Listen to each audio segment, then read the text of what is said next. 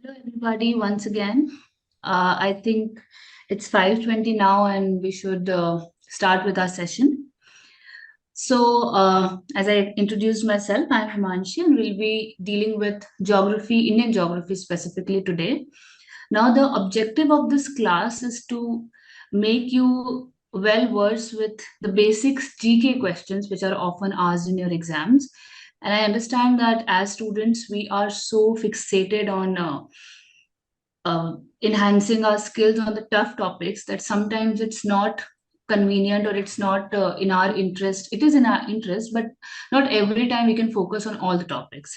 So through this presentation, through this class, what I'm aiming is that your basics of static general knowledge gets clear, or at least to get an idea, so that even if you don't know any specific GK fact, but you are able to reach to the answer, right? Because you also realize that it is not possible for us as students to remember everything, right?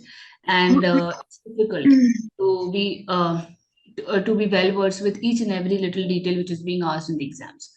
So through these slides, through this lecture, you should be able to at least reach to an answer. Let's say if they ask you any geographical question, you should be placed in a position where you are able to guess as to where it can be, or what does it relate to. So let's say if they're asking you about South Button Island. So you can, if you know where is Andaman Nicobar, where is Lakshadweep, at least you will be able to come down to the answer or the closest possible option. And one thing that I would say, I would ask you guys, request you to drop your doubts in the chat box instead of directly asking, because I understand that sometimes there can be technical glitch delay, and that would disrupt the flow of the class. So it's better that you kindly drop your doubts in the chat box, and then I'll deal with it. It is visible, and I can immediately read it. So yeah, let's start. First, you can see that there is. I hope I'm audible. I hope the video is visible to you all. So first, you can see this is the map of India, and you can see there are physical and political markings on this. You can see all the important places like Ajanta, Ellora, Hampi, Nalanda. These places are important from the art and culture perspective. You can see Konark Sun Temple. You can see Kerala backwaters. You can see where is Arabian Sea, where is Bay of Bengal, where is Andaman Sea.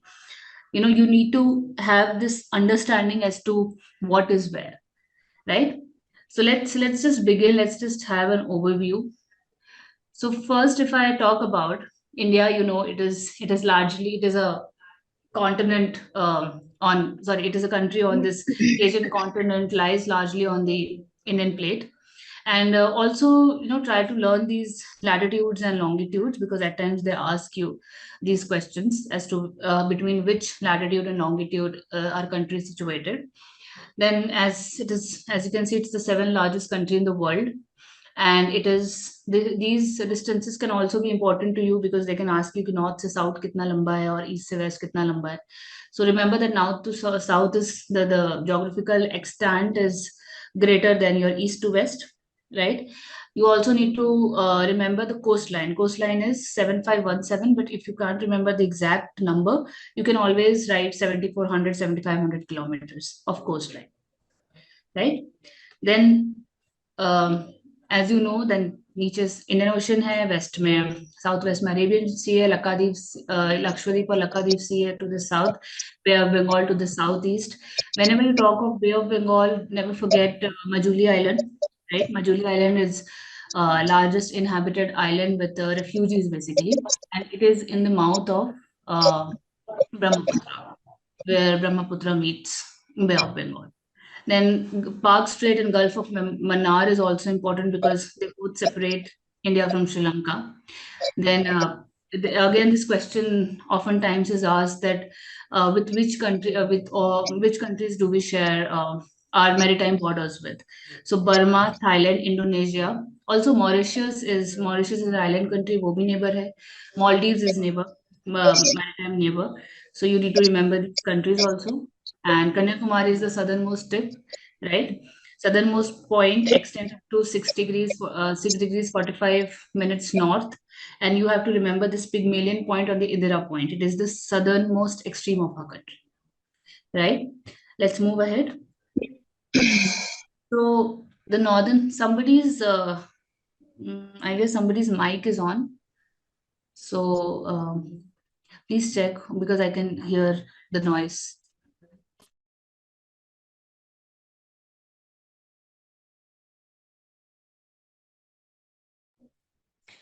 Also, so now let's see the frontiers of the country.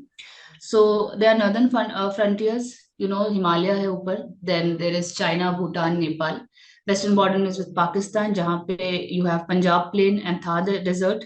Then when it comes to the Myanmar region, which the erstwhile Burma, यहाँ पे आप देख रहे हो Chin Hills हैं, ठीक, Kachin Hills हैं. So these are deep forested mountainous regions which separate India from Burma. Then towards Bangladesh, there is Khasi Hill and Mizo Hill. Khasi Hills is in Meghalaya, Mizo is in Mizoram, and the watershed region of Indo-Gangetic Plain, right? And one of the most important questions, one of the most preferred questions of these examiners is topic of cancer. कौन से state से pass होता है? So you need to remember Gujarat, Rajasthan, MP, Chhattisgarh, Jharkhand, West Bengal, Tripura, and Mizoram. Particularly Tripura और मिजोरम जो है इनका favourite question है बिकॉज नॉर्थ ईस्ट में कहाँ से पास होता है. Sometimes you can get confuse कि मेघालय से तो पास नहीं होता है या नागालैंड से पास तो नहीं होता है. तो स्पेशली नॉर्थ ईस्ट में कहाँ से पास होता है ये आपके लिए इम्पोर्टेंट है. Suraj, I ask if the PDF will be shared. I'm not sure as of now. I'll ask and let you know. चलो देखो, next is again a map in front of you. Right? This is the Tropic of Cancer for better visualization. So you can remember Gujarat, MP, Rajasthan से भी थोड़ा सा निकलता है, छत्तीसगढ़ से तो निकलता ही है, Jharkhand, West Bengal, Tripura and Mizoram. It would be better अगर आप लोग उसको असेंडिंग ऑर्डर में याद रख लोगे, मेक एनी निमोनिक्स और इस तरीके से अगर कुछ कुछ उसके ट्रिक्स बना सको अपने खुद के कन्वीनियंस के लिए तो वो ज्यादा सही रहेगा. Now, these two lines are important when it comes to political boundaries of India, right? So Radcliffe line is basically your line of control, ठीक है, जो कि इंडिया और बांग्लादेश के बीच में है. Serves as boundary between administered areas of Kashmir in both the countries. Then of course McMahon line है जो कि इंडिया और चाइना को सेपरेट करता है ना. तो ये कौन कौन से, रेडक्लिफ लाइन तो majorly it runs across runs between Kashmir and Pakistan, but McMahon line जो है वो कुछ ज्यादा स्टेट से पास होता है. तो दो states become important, Arunachal, Himachal, Uttarakhand, Jammu and Kashmir and Sikkim. Don't forget Sikkim, right? तो मैकमोहन लाइन कहाँ से पास होती है, it also becomes important to you. Then India Bangladesh border is one of the longest borders in the world, ठीक. और इंडिया और बांग्लादेश के बीच में कौन कौन से स्टेट्स हैं, Assam, Meghalaya, Manipur, Tripura, Arunachal Pradesh. I am again reiterating myself that it's important that you focus on Northeast a bit because the government is also focusing, and as a result, all these examiners are also focusing on the Northeast region, right? I'll show you LOC. So LOC, as you can see, it passes between India and Pakistan थोड़ा, और in fact POK को भी separate करता है, POK और IA दोनों को. ये जो अक्साई चिन वाला रीजन है वहां पे you see McMahon line, right? चलो, next, this is again an important see, there's a typing mistake here. We do not share boundary with Tajikistan. I don't know, I removed it, but I don't know how it reappeared. But Tajikistan, we do not share a border with Tajikistan. That's a typo there.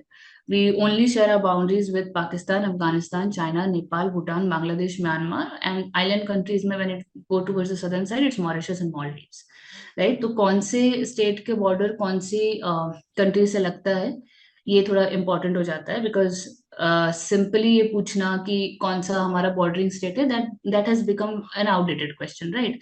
हर किसी को पता होता है कि हमारे कौन neighbours हैं. So they start targeting the states, right? जैसे कुछ स्टेट्स हैं जो 2 और मोर कंट्रीज को टच करते होंगे, ठीक है. जैसे when you see when you read about Chumbi Valley is in जो डोकलाम के पास में है. Doklam region, Doklam issue was very famous, still in the news. बीच बीच में होता रहता है, वहाँ पे skirmishes होते रहते हैं इंडियन और चाइनीज बॉर्डर के बीच में, बेसिकली आर्मीज के बीच में on the issue of border. तो चुम्बी वैली क्या है, वो 3 कंट्रीज का है. एक तो इंडिया में भी टच करता है, भूटान में भी टच करता है और चाइना में भी टच करता है. तो स्पेसिफिकली फोकस ऑन दो states which touch upon more than one country, one of the neighbouring, more than one neighbouring countries, right. चलो अब आगे देखो. तो यहाँ पे लैंडलॉक स्टेट्स कौन से हैं? तो ये इंपॉर्टेंट, ये अगेन एक इंपॉर्टेंट क्वेश्चन है. Haryana, MP, Telangana, Chhattisgarh, Jharkhand. They are the only landlocked states which are neither on the coast nor on an international border. So it becomes interesting, right? So many states and only 5 are landlocked. Okay. So let's move ahead. Then one of the most important area of question is physiographic regions of India, right? और ये सब 6 से 12 तक यही पढ़ाते हैं NCERT में भी. So I'm sure that this is not entirely a new thing to you, but ये हमारे लिए पढ़ना थोड़ा जरूरी है, बिकॉज रिवर्स कहाँ से निकलती हैं, कहाँ पे माउथ है, कौन सी लार्जेस्ट ट्रिब्यूटरी है, या हिमालय का कोई फीचर है, या ईस्टर्न हिमालयस का कोई फीचर है, थार डेजर्ट.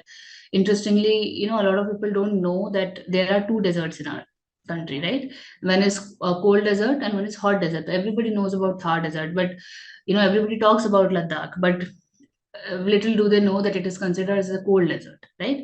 तो 2 deserts हैं, cold है और एक hot है. ठीक. अब देखो, let's start with this 5 physiographic regions. Let's start with the northern mountains. ये एक देख लो just to have an overview. So you can see western Himalayas, then trans Himalayan, then eastern Himalayas towards Sikkim. Brahmaputra and Barak valley भी ईस्टर्न हिमालयाज में ही आता है, right.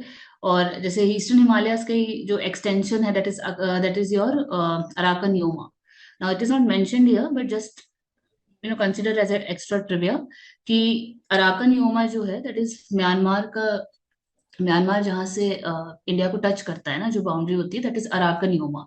Now that is extension of Himalayas, right? You must have, if you have been reading current affairs regularly, then you would know there's something called Arakan Army, which Arakan Army is related to the issue of refugees, Rohingya refugees, right?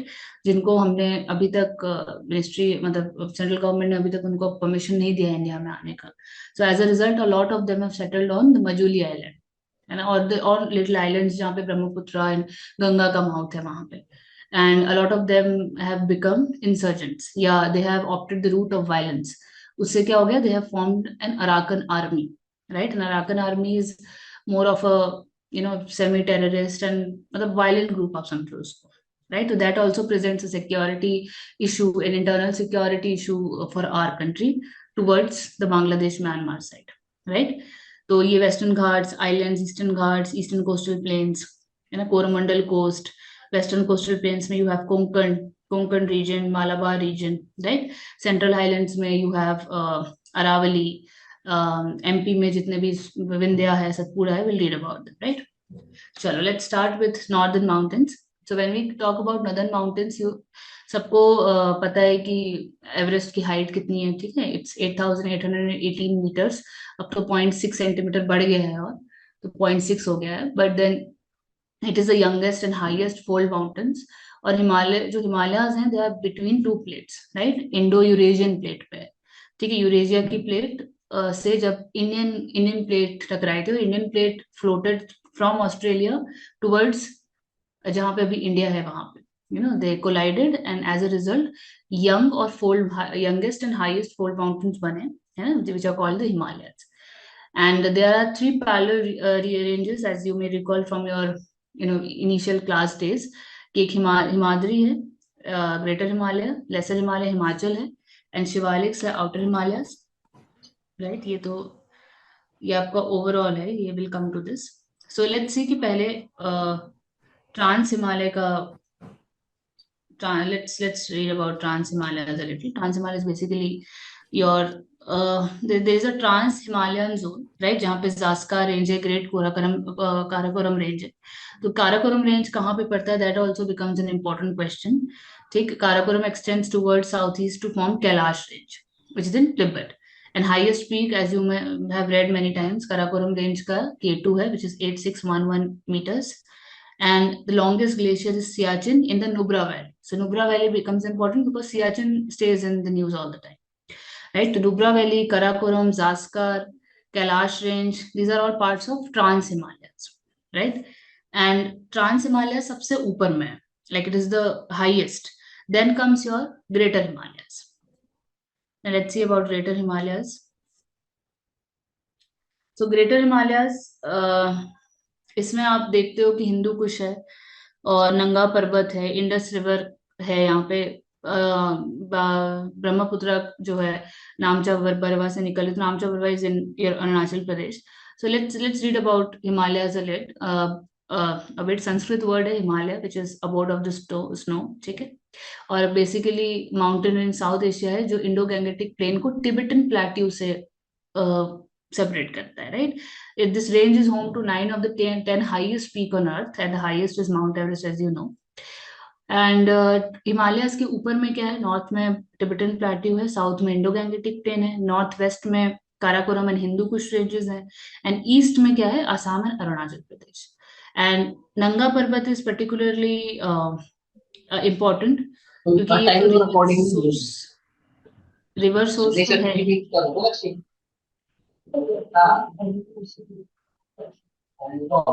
Just a second, I need to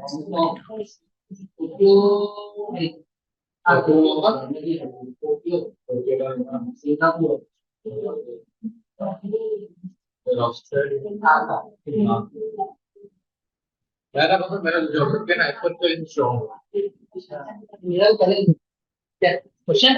meeting देखिए.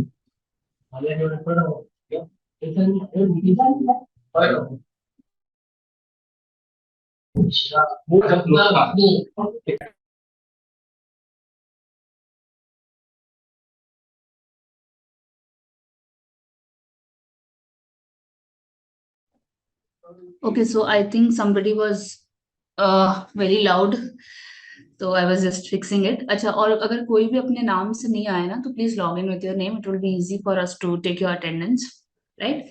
ठीक है, तो let's go get back at it. Important एक चीज ये है कि ब्रह्मपुत्र जो है वो कहाँ से निकलती है, तो वो निकलती है आपके तिब्बत से है. जब तिब्बत से निकलती है, और तिब्बत में उसको बोलते हैं यारलंग सांगपो रिवर, राइट. तो you have to remember this Yarlung Tsangpo name.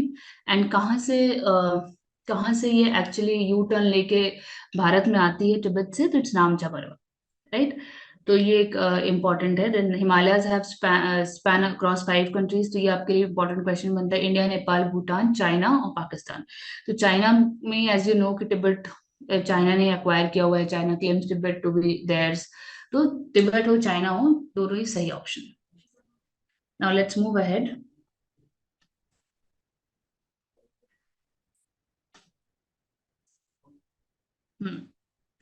So Indian state में कितने कहाँ कहाँ पे हिमालयन रीजन है, कहाँ, तो हिमालयन रीजन में कौन कौन से स्टेट्स आएंगे, तो जम्मू एंड कश्मीर भी आएगा, Himachal Pradesh, Uttarakhand, Sikkim, Arunachal, Assam and West Bengal. Don't forget West Bengal, क्योंकि जो दार्जिलिंग और जलपाईगुड़ी और कालिम्पोंग वाला जो एरिया है, that also comes within the region of the Indian Himalayan region, right. उसके बाद यू हैव शिवालिक्स. तो Shivaliks actually will come to Shivaliks, but देखो पहले नॉर्दर्न मोस्ट रेंज है Karakoram mountains that continue into Pakistan and China, ठीक.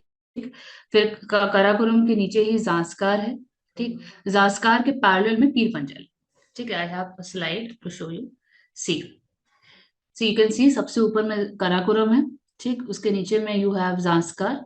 तो ये जो ऊपर का जितना पार्ट है जहाँ पे you can see Kailash range, ये Mansarovar lake, Gurla Mandhata is basically Nepal, but these are all part of your greater Himalayas, ठीक. Trans Himalayas, greater Himalayas. Trans Himalayas यहाँ आ जाता है जहाँ पे हिंदू कुश देख रहे हो ना, पाकिस्तान साइड में, वहां पे नंगा पर्वत, ये सब. Then comes the Himadri part which is the middle Himalayas, right. And then the जो सबसे ज्यादा सदर्न में आप देख रहे हो, that is your Shivaliks, the lesser Himalayas. तो Shivalik is basically transition zone है इंडो गैंगेटिक प्लेन और हिमालयस के बीच में. वहां से क्या होता है, और जो हिमालय का हाइट है वो हाइट गेन होना चालू होता है शिवालिक से, राइट. So let's see. कि Shivaliks the mountain range extends up to Tibetan plateau on the north. ठीक, हिमाद्री, हिमाचल या शिवालिक्स आप याद रखो। ठीक, उसके साथ सॉरी, इफ आई सेड कि ये शिवालिक्स को हिमाचल भी कहते हैं। ठीक है, उसी का नाम है। तो lesser Himalaya, Shivalik and Himachal are the same, right. Then there is another map I have for you. See, यहाँ पे और क्लियर है। You can see Mount Kailash, Mount Everest, Kanchenjunga, right. Then K two, K two एकदम नॉर्थ में अफगानिस्तान की तरफ, राइट। तो Afghanistan is also one of our neighbours, right. तो अभी हम लोग भले पाकिस्तान वाले पीओके को अपना करते हैं, but we consider as a POK, right. तो मतलब Pakistan occupied Kashmir, so we consider it that area as our only, so that makes Afghanistan our neighbor, right? That's northernmost neighbor. So you can see Ladakh range, Zanskar range, Pir Panjal, then Dhauladar, then Shivalik. So Pir Panjal and Dhauladar are basically in the middle Himalayas, right? And then there is Shivalik. You can note कि कहाँ पे काठमांडू है. There are actually 7 peaks, right?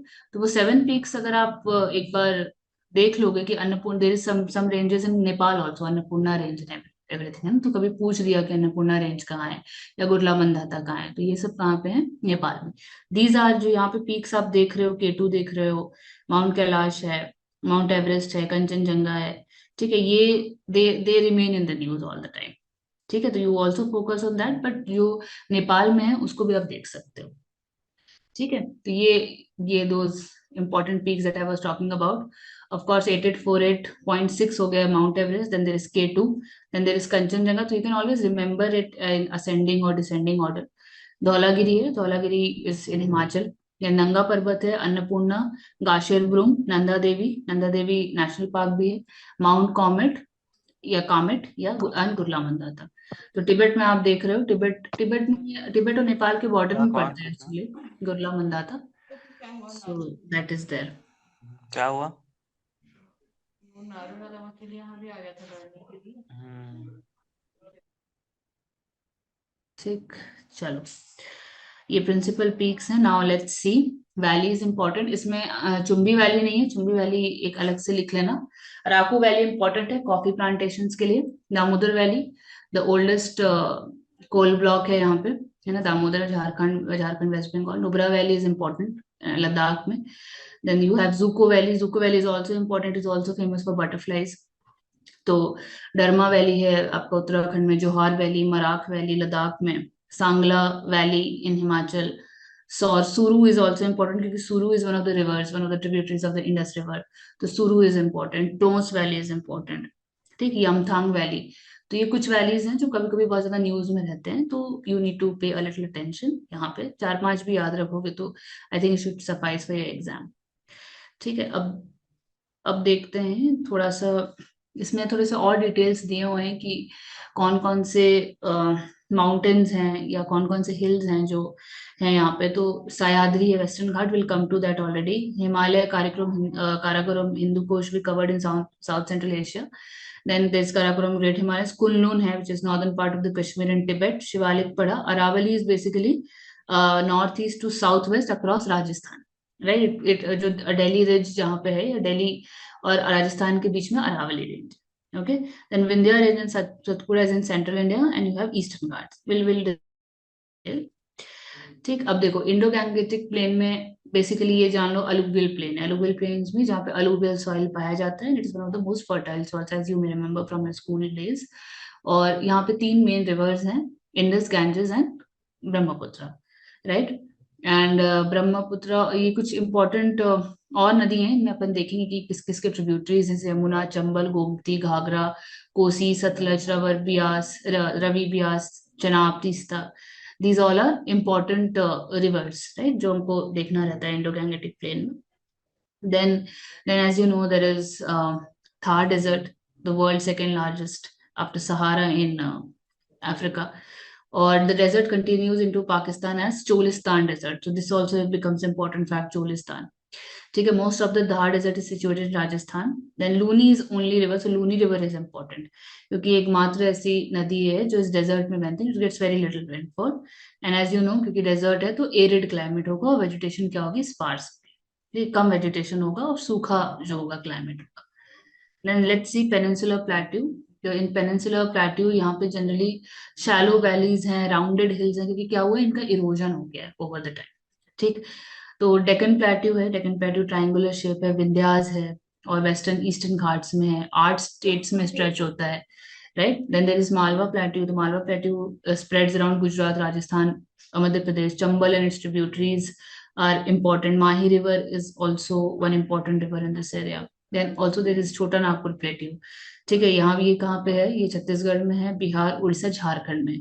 तो you रफली remember the states जहाँ पे जितना इनका एक्सपांस है, just to be able to reach to an answer, अगर ऐसा कुछ बहुत स्पेसिफिक क्वेश्चन जीके में पूछ लिया तो। ठीक है, लेट्स सी। यहाँ पे थोड़े बहुत फोटोज हैं आपके मालवा प्लेटू के, छोटा नागपुर के, देन डेक्कन के। तो जैसे डेक्कन में देखो कि इंपॉर्टेंट सिटीज हैं आपकी, Hyderabad, Bangalore, Pune, Nagpur, Aurangabad, Mysore, Kolhapur, Satara, Hampi, Bijapur. Now these are the cities which have historical importance. यहाँ पे डेक्कन प्लेटू में you also often read about cotton का प्रोडक्शन, शुगर केन, राइस का, एंड ऑल्सो मिनरल रिच भी है, माइका है, आयरन ओल्ड है, गोल्ड दक्कन में मिलता है, तो gold becomes important. Then you see Chota Nagpur plateau में, तो यहाँ पे वी ऑलरेडी रेड कि उड़ीसा, वेस्ट बंगाल, झारखंड, बिहार में है। एंड मालवा प्लेट्यू में it forms western part of the central highlands, right. So Aravalli range है और विंध्या रेंज है, तो सतपुड़ा नहीं है यहाँ पे, अरावली और विंध्या है when it comes to Malwa Plateau. Then let's see about coastal plains. So coastal plains, जो eastern coastal plains है, that is definitely between Eastern Ghats and Bay of Bengal, Tamil Nadu to West Bengal है। And important rivers आपकी कौन कौन सी हैं? Krishna, Kaveri, Godavari, Mahanadi. And when it comes to western coastal plain, तो ये कहाँ पे है? स्ट्रेचेस फ्रॉम गुजरात में नॉर्थ, और महाराष्ट्र, गोवा, केरला, कर्नाटका, केरला तक है। एंड मालाबार कोस्ट और कोंकण कोस्ट जो है, ये इंपॉर्टेंट कोस्ट है कोस्टल प्लेन में, वेस्टर्न कोस्ट, राइट। अब देखो, जो when it comes to major islands, तो मेजर आइलैंड्स में you have important Lakshadweep islands and Andaman and Nicobar islands. So Lakshadweep में 36 कोरल आइलैंड्स हैं, तो coral reef is also important when it comes to environment and ecology, क्योंकि coral जो हैं, they are the trees of the they are the trees of the sea, and they play a major role in maintaining good health of aquatic flora and fauna, right। तो आपके coral reefs बहुत important है, उसमें बहुत सारा अभी government of India के through बहुत सारे ऐसे काम किए जा रहे हैं to protect those corals, because you know कि ग्लोबल वार्मिंग हो रही है, एंड एज अ रिजल्ट जो ओशन है उसका टेम्परेचर बढ़ रहा है। So ideal ocean temperature is रफली 27-28 डिग्री सेल्सियस। उससे अगर गर्म होता है तो it starts hampering the metabolic functions of the aquatic fauna, जितने एनिमल्स हैं, फिशेस हैं aquatic, and at the same time it starts bleaching the corals. तो corals are basically living organism, right. तो जूजेंथिल करके एक एल्गे होता है जो कि जिसके सिम्बायोसिस में coral survive, and this zooxanthellae algae gives it the colour that it has, right. बहुत लोग जब स्कूबा डाइविंग करने वगैरह जाते हैं तो they specifically go to see these corals. तो वहां पे अभी क्या हो रहा है कि ब्लीचिंग की वजह से वो सारे कोरल्स क्या हो रहे हैं, they are dying. And corals जो है वो फूड सोर्स हैं बहुत सारे एक्वेटिक एनिमल्स के लिए, ठीक है। कई लोग उसको प्रोटेक्शन के लिए यूज करते हैं, बड़े प्रेडेटर जो है, जैसे बड़ी मछलियां हैं, शार्क है, व्हेल है, तो जो छोटी मछलियां हैं वो प्रेडेटर्स से बचने के लिए भी यूज करते हैं। तो it has multi faceted presence और multi faceted significance in the aquatic ecosystem. तो इसलिए Lakshadweep is important. Then Andaman Nicobar, you know there are more than 500 islands यहाँ पे, एंड इट स्टार्ट्स फ्रॉम ये Cape Negrais is a part of it, Kolkata से start हो रहा है, ठीक है। Then this thing is important, 10 degree channel separates Andaman from Nicobar island. And active volcano कौन सा, बैरन आइलैंड। तो कभी भी पूछे कि इंडिया में वॉल्केनो है या नहीं, तो there is an active volcano Barren Island में, बट वो अभी बहुत दिन तक, मतलब thankfully it has not yet erupted, it's more of towards dormant volcano now, ठीक। then there's another dormant volcano, Narcondam, and there is a mud volcano at Baratang, but Baratang is towards Indonesia, right? Chalo, let's move ahead. Indira Point, you know, it is located in Andaman and Nicobar Islands, basically in the Nicobar Islands. Indira Point is India's southernmost point, Pygmalion Point भी बोलते हैं। Then there is another island, Diu Daman में जो islands हैं, they are merged with ये आपका दादर नागर हवेली, तो ये दोनों को अब एक ही यूटी बना दिया है। ठीक है, फॉर्मर ऑफ कोर्स पोर्टुगीज, जैसे पौंडीचेरी में you see French, French colonisation, वैसे ही पोर्टुगल का colonisation you see in Diu Daman. Then Majuli is river island of Brahmaputra, ठीक, बे ऑफ बंगाल जहाँ पे ब्रह्मपुत्र का माउथ है। Then Elephanta, everybody knows about Elephanta in Bombay harbour. Then Sriharikota is important क्योंकि यहाँ से लॉन्चेस होते हैं ना, रॉकेट लॉन्चेस होते हैं। इंडिया में दो रॉकेट लॉन्चिंग साइट, एक थुम्बा है, it's Tumba in, I think it's between Tamil Nadu, Kerala, and then the Sriharikota, which comes in Andhra Pradesh, right? And Salsette Island is important. It is India's most populous island on which the Mumbai is situated. Then you also have Gulf of Kutch, जहाँ पे Marine National Park. We will read about national parks in a bit, right? Then let's come to climate. तो climate तो आपको पता है, winter summer monsoon, generally एक post monsoon period होता है जो somewhere lies between autumn, the sort of autumn, not really autumn. Then you see Tropic of Cancer, as we discussed. Thar desert ka temperature can exceed 45 degrees Celsius. In fact, I think Churu is one of the most. Churu is a place, if I'm not wrong, जहाँ पे 51 degrees भी होता है temperature. So that's there. Where the rain bearing system clouds are attracted to the low pressure system created by Tharus. Now, this high pressure and low pressure system is an entire lecture on climatology, and I think that would not be very significant to your preparation at this moment.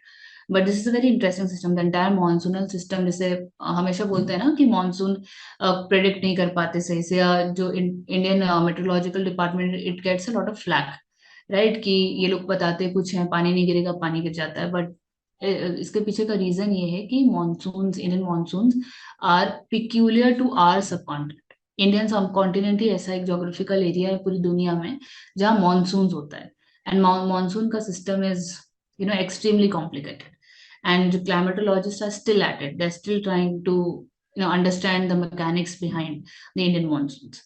So ये एक issue है, but Indian monsoons are a separate lecture, but I think that's, as I said, it's not very significant for preparation right now. So remember that monsoon जो clouds हैं वो generally कहाँ से आते हैं? केरला से आते हैं, ठीक है, केरला साइड से आते हैं, but it comes from the north, not northwest, the southwest side, south west side से उसका मूवमेंट होता है टुवर्ड्स नॉर्थ ईस्ट इंडिया, ठीक। चलो, देन लेट्स सी, जैसे साउथ वेस्ट, तो साउथ वेस्ट मानसून जैसे मैंने बताया केरला से आता है। It splits into two arms, Bay of Bengal arm and Arabian Sea arm. तो ये स्प्लिट क्यों होता है? Because of the presence of Western Ghats. तो Bay of Bengal arm move towards north, crossing north India in early June, और Arabian सी वाला जो arm होता है ये वेस्टर्न घाट्स के जहाँ पे विंडवर्ड साइड है। मतलब क्या होता है कि वेस्ट, जब जब पहाड़ से, वेस्टर्न घाट्स की पहाड़ियों से जब हवा टकराती है मानसून की, तो it it results in raining of the western Ghats जहाँ पे वो टकरा रहा है, और जहां से वो रुक जा रही है तो उधर पे क्या है, उसके उस तरफ में सूखा है, मतलब it's a rain shadow area कहते हैं उसको। इसीलिए विदर्भ वाले एरिया में पानी नहीं गिरता, या उनके यहाँ इतना पानी की कमी है, बिकॉज जितने भी रेन बियरिंग क्लाउड्स होते हैं वो सारे कहाँ फॉर्म हो जाते हैं? वेस्टर्न घाट के सामने साइड, फ्रंट साइड में, और उसके बैक साइड तक पहुंच ही नहीं पाते, तो पानी नहीं गिरता। Then winters in peninsular India see mild to warm days. Further north, the temperature is cooler.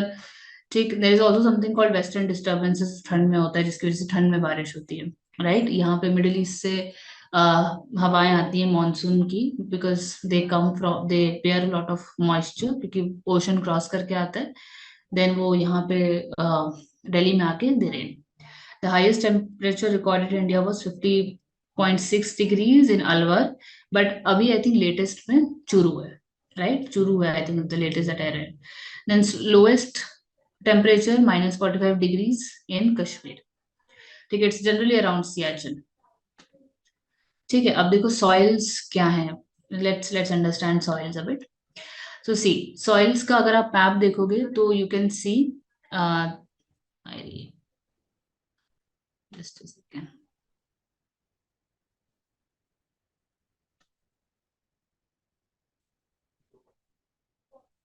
this area, as you can see this is your red and yellow soil, right? Then तो red and yellow soil का area आप देख लो, जितना भी बिहार है, थोड़ा सा West Bengal, southern West Bengal, there is Orissa, Jharkhand, then you can see Telangana, Andhra, and then यहाँ पे नीचे में यू कैन सी कि थोड़ा सा कर्नाटका, केरला, बहुत सारा तमिलनाडु का area, right. And then also Arabian Sea के पास देखो, गुजरात, एमपी का जो साइड है, महाराष्ट्र का जो साइड है, that is all your red and yellow soil, right. और जितना भी माउंटेनस रीजन है जहाँ पे जम्मू एंड कश्मीर है, देखिए you can see Sikkim, just, yes, this is Sikkim. यहाँ पे you see mountainous area, this is north eastern Arunachal Pradesh का जो एरिया है, यहाँ पे you see mountainous regions, right, it makes sense. But mountainous मतलब माउंटेनस जो सॉइल है वो हिमालयाज में ही है, you don't see it in यहाँ पे, ये वेस्टर्न घाट में और ईस्टर्न घाट में you don't see, right. Then you also see की एरिड क्लाइमेट, यानी सूखा कहाँ है। ठीक, लेटराइट सॉइल भी है, एरिड भी है। So colour I think you need to up your brightness, अगर आप धीरे में, अगर आप स्लो लो ब्राइटनेस में देख रहे हो, क्योंकि लेटराइट और एरिड एक जैसा दिख रहा है। Arid is your Thar, so this is Thar. You know, lot of people think कि Rajasthan is entirely arid, no, only this Jaisalmer, Barmer area is arid, where the desert expands, right. बाकी बाकी राजस्थान में there is a lot of fertility, क्योंकि देखो different type के soils भी दिखते हैं अपने को, alluvial soil is also there. So alluvial soil का सबसे बड़ा एक्सपांस है, राइट। तो ये पूरा इंडो गैंगेटिक प्लेन में आप अलूवियल सॉइल देखते हो, क्यों देखते हो, क्योंकि रिवर्स का डिपोजिशन है ये पूरा। तो ये आपका क्या है, अलूवियल सॉइल्स है। Then you see here black soils, black soils are fertile for cotton, so you remember that way. And then you have arid soil, and these little pockets, there are laterite soil, right. So this is your soil profile.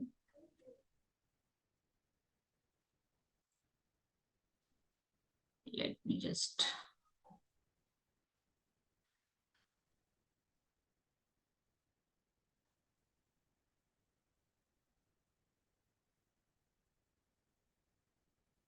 let's go to next one. Mhm. Give me 2 minutes.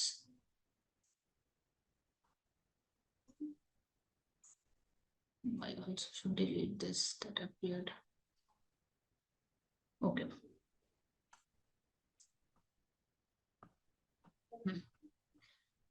So let's see the kind of soils that we need to study. So alluvial soils, large variety of rabi and kharif crops. We'll read about crops. Crops की रबी crop कौन से होते हैं, खरीफ कौन से होते हैं। तो रबी में जैसे वीट, राइस, शुगर, रबी और खरीफ क्रॉप जैसे wheat, rice, sugarcane, cotton, jute, oilseeds, ठीक, ये सब अलूवियल सॉइल्स में होता है। You can see it in Haryana, West Bengal, Punjab, Bihar, UP.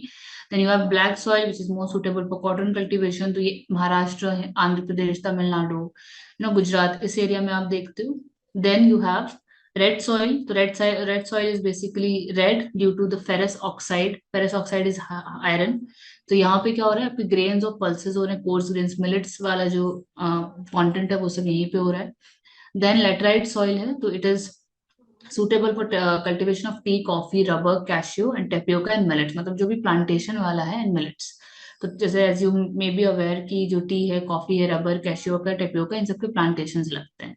तो आप कहाँ देखते हो, आंध्र प्रदेश, डेक्कन, ईस्टर्न घाट्स, तमिलनाडु, कर्नाटका, यहाँ पे आप ये सब चीजें देख रहे हो।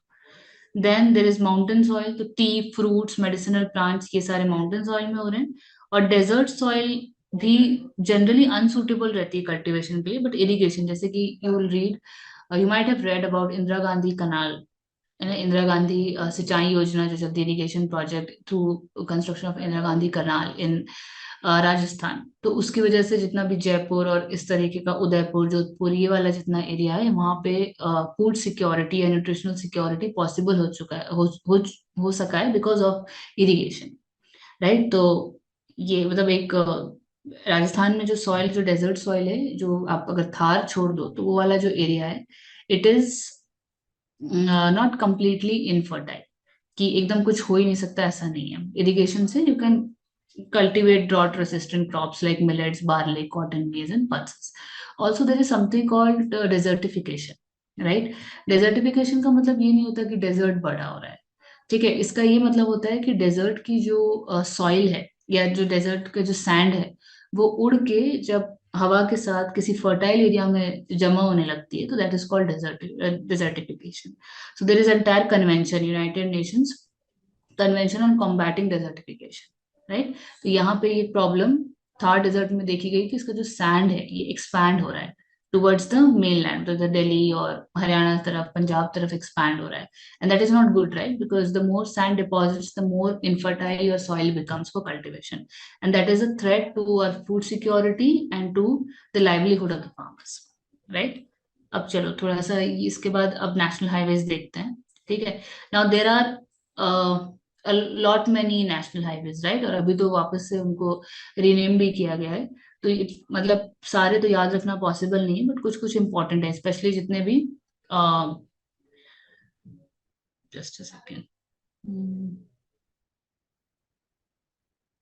जैसे कि ये जितने भी गोल्डन क्वाड्रिलेटरल वाले हैं, राइट, कोलकाता, चेन्नई, मुंबई, दिल्ली, ये वाले जो हैं, these are your golden quadrilateral super highways, right. And then there is north south corridor, Srinagar से कन्याकुमारी जो जोड़ता है, east west corridor, right. And these highway projects are being implemented by National Highway Authority of India, right. ये National Highway Authority of India किसमें काम करता है? Ministry of Road and Transport Highways, ठीक है. And it is headed by Nitin Gadkari at the. तो जब भी आप एग्जाम देने जाओगे तो बी अ लिटिल, एक थोड़े vigilant, be a little agile, कि आप खुद से पहले थोड़ा सा कौन से मिनिस्ट्री कौन हेड करता है, ये सब चीजें आप देख लो उस समय, ठीक. Now let's move to cropping seasons in India.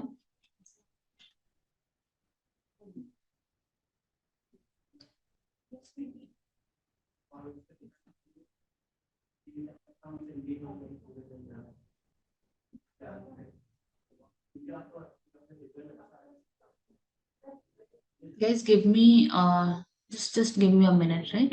Just give me a minute.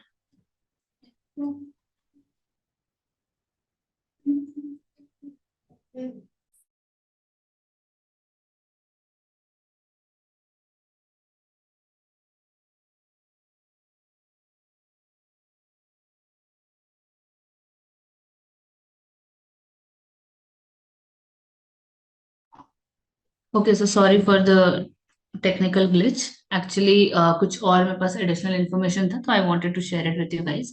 So when it comes to NH, this is important, right? NH-19 golden quadrilateral है. देखिए जनरली जो हाईवेज बहुत सारे स्टेट्स कवर करते हैं ना, वो ज्यादा आपके लिए इंपॉर्टेंट हो जाते हैं. जैसे कि NH-19 है गोल्डन क्वाड्रिलेटरल, तो ये बहुत सारे स्टेट से जा रहा है, as you can see, Bihar, Delhi, Haryana, Jharkhand, UP, West Bengal. Then golden quadrilateral में ये वाले भी पार्ट हैं, NH-16, NH-48, ठीक है. And NH-66 also becomes important because it runs parallel to the Western Ghats. तो Maharashtra, Goa, Karnataka, Kerala and Tamil Nadu. Then there is NH-65, Andhra Pradesh, Maharashtra, Karnataka, and Telangana. Then you have NH-5 and NH-21, which connects Haryana, Chandigarh, Himachal Pradesh, and Punjab. It is towards the northern side. तो ये आपके कुछ important है, because सारे आप याद नहीं कर सकते हैं, and not every time do they ask these questions.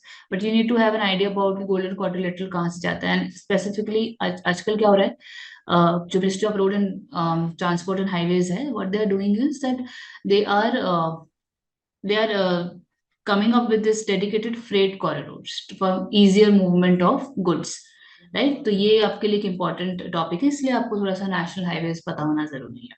Then there is something interesting called Bharatmala project, ठीक. तो भारतमाला प्रोजेक्ट्स आर बेसिकली, ये लोग कनेक्टिविटी इंप्रूव कर रहे हैं, ठीक है. जैसे यहाँ पे बेसिकली इनका फोकस क्या है कि मल्टी मॉडल जो है लॉजिस्टिक पार्क्स बनाएंगे and elimination of choke points. So multimodal logistic park क्या होते हैं? जहाँ पे you have connectivity, you have sea connectivity also, you have air connectivity also, and you have road connectivity also. तो it becomes easier ना, कि आप road से कुछ आप सामान लेके गए, आप पहुंचे एक जगह पे, वहां पे फिर तुरंत आपका जो सामान है, if you're exporting it, तो तुरंत it will get loaded in sea, for the sea travel on the ship or on the airplane as cargo. तो क्या होता है, efficient हो जाती हैं चीजें आपके लिए. तो उसी के लिए भारतमाला प्रोजेक्ट है. And also they are focusing on improving connectivity in northeast area, especially inland waterways. So inland waterways मतलब when you're using rivers for intra-country transport, not inter-country, intra-country transport. Then they are focusing on use of technology, scientific planning. They are basically expediting the project delivery, कि जितना time जो हम लोग का logistical cost है वो कम हो जाए, जो टाइम लगता है आपने देखा होगा कि ट्रक बहुत ओवरलोडेड रहते हैं, बहुत स्लोली चलते हैं, तो imagine the amount of fuel that they must be using. तो ये सब चीजें एफिशिएंट करने के लिए भारतमाला प्रोजेक्ट है। यू कैन सी कि यहाँ पे लोग इकोनॉमिक कॉरिडोर बना रहे हैं, फीडर रूट बना रहे हैं, नेशनल कॉरिडोर एफिशिएंसी इंप्रूवमेंट कर रहे हैं, then this border road and international connectivity कर रहे हैं। There is an organisation in ministry of home affairs को कहते हैं border road organisation. So this is the one, we'll read about it further, but this is the one department which looks into construction of highway in the border areas. Then इसमें भारतमाला में port connectivity, coastal road भी कर रहे हैं, basically इसको सागरमाला से जोड़ रहे हैं। Sagarmala is your improvement of port and improvement of marine routes. ठीक, then there is green field expressway, balance how national highway development planning works. ठीक है, ये आपके भारतमाला के बारे में था। Then I told you about these points. Maharashtra के पास maximum length of surface roads है इंडिया में, this is an important trivia for you, right. आगे देखो तो NH44 is the countries longest highway, जो कि पहले NH7 था। ठीक है, श्रीनगर से कन्याकुमारी NH44 जाता है। शॉर्टेस्ट इज NH766EE, जो कि कर्नाटका में हेट्टिकेरी से बेलिकेरी पोर्ट के बीच में। There is Leh Manali motorway, right, which connects Ladakh with Himachal Pradesh's Manali, which is the second highest motorable highway. You must have also heard about Khardungla. Khardungla is the highest motorable road at more than 18,000 feet of altitude. Then there is the first highway, a national highway linked the capital of India, Delhi, to Atari in Punjab near the Indo-Pak border. तो ये जब पहला national highway बना होगा ना, तो उसने दिल्ली से अटारी को जोड़ा है। Attari, you must have heard, Wagah border Attari में। Then there is golden quadrant, पढ़ा है आपने। एंड नंबरिंग कैसे होती है, कि ये इंपॉर्टेंट है, थोड़ा इंटरेस्टिंग भी है, कि नॉर्थ साउथ जो रोडवेज रहते हैं उसका नंबर हमेशा इवन रहता है, और ऑड नंबर्स का जो रहता है वो ईस्ट वेस्ट रूट रहता है, राइट। अब देखते हैं क्रॉपिंग सीजन इन इंडिया। तो क्रॉपिंग सीजन ऑफ इंडिया में आप देखो कि देखो, खरीफ क्रॉप होता है, रबी क्रॉप होता है, और जैद क्रॉप होता है। तो kharif crop is your monsoon के, है ना, जैसे राइस है, as you can see, rice, maize, jowar, pulses, cotton, jute, groundnut, ये वाले सब जून जुलाई में इनको सो करते हैं, और इनकी हार्वेस्टिंग कब होती है, सितंबर अक्टूबर। रबी ऑन दी अदर हैंड आपके ठंड के क्रॉप्स हैं, जो ठंड में लगाते हैं, जैसे कि वीट है, बार्ले, ग्राम, बीनसीड, मस्टर्ड, पोटेटोज, ये सब नवंबर में लग रहे हैं। ठीक है, और जैद में जनरली फ्रूट्स और वेजिटेबल्स लगाते हैं, या कुछ मिलेट्स भी लगाते हैं, जैसे कि ज्वार है, मेज है, मस्टर्ड है। तो ये सारी चीजें भी जैद सीजन में लगाते हैं। तो Zaid season is basically your December, generally December, January, Feb, sorry August, September, February, March, और ये हो रहा है दिसंबर, जनवरी, अप्रैल में इसको हार्वेस्ट कर रहे हैं। यू कैन सी यहाँ पे कहाँ पे राइस का है, कहाँ पे वीट का है। तो वीट यू कैन सी पंजाब वाले एरिया में, पंजाब हरियाणा वाले एरिया में वीट बहुत है। देन यू कैन सी कि ज्वार sorghum इधर नीचे साइड में है, आपके महाराष्ट्र और थोड़ा थोड़ा सा सदर्न कर्नाटका एंड वेस्टर्न आपका तेलंगाना और आंध्रा में। देन यू कैन सी कि राइस जो है वो इधर इस तरफ यूपी में ऊपर में बहुत हो रहा है, राजस्थान, यूपी, पंजाब, इधर राइस का है। देन बाजरा, जहाँ पे थोड़ा सा एरिड रीजन है, राइट। देखो राइस वहां होगा जहाँ पे पानी बहुत होगा, ठीक है, it's a water intensive crop. Similarly jute is a water intensive crop, ठीक है, तो ये भी आप याद रख सकते हो। देन यू हैव मिलेट्स, बाजरा वगैरह, यू कैन सी की जो गुजरात का एरिया है, राजस्थान है, यहाँ पे हो रहा है। फॉरेस्ट एंड स्क्रब एरियाज कहाँ पे है, it is pretty clear. Sparse vegetation आप देखते हो कहाँ पे, पीओके वाले एरिया में आप थोड़ा स्पार्स देख रहे हो, अरुणाचल प्रदेश का नॉर्थ, सिक्किम का नॉर्थ, या फिर इधर गुजरात का जो है एक्सट्रीम वेस्ट, राजस्थान, गुजरात का। तो this is basically your crop areas. अब लार्जेस्ट प्रोड्यूसर्स हैं, तो देखो ये चेंज होते रहते हैं, ठीक।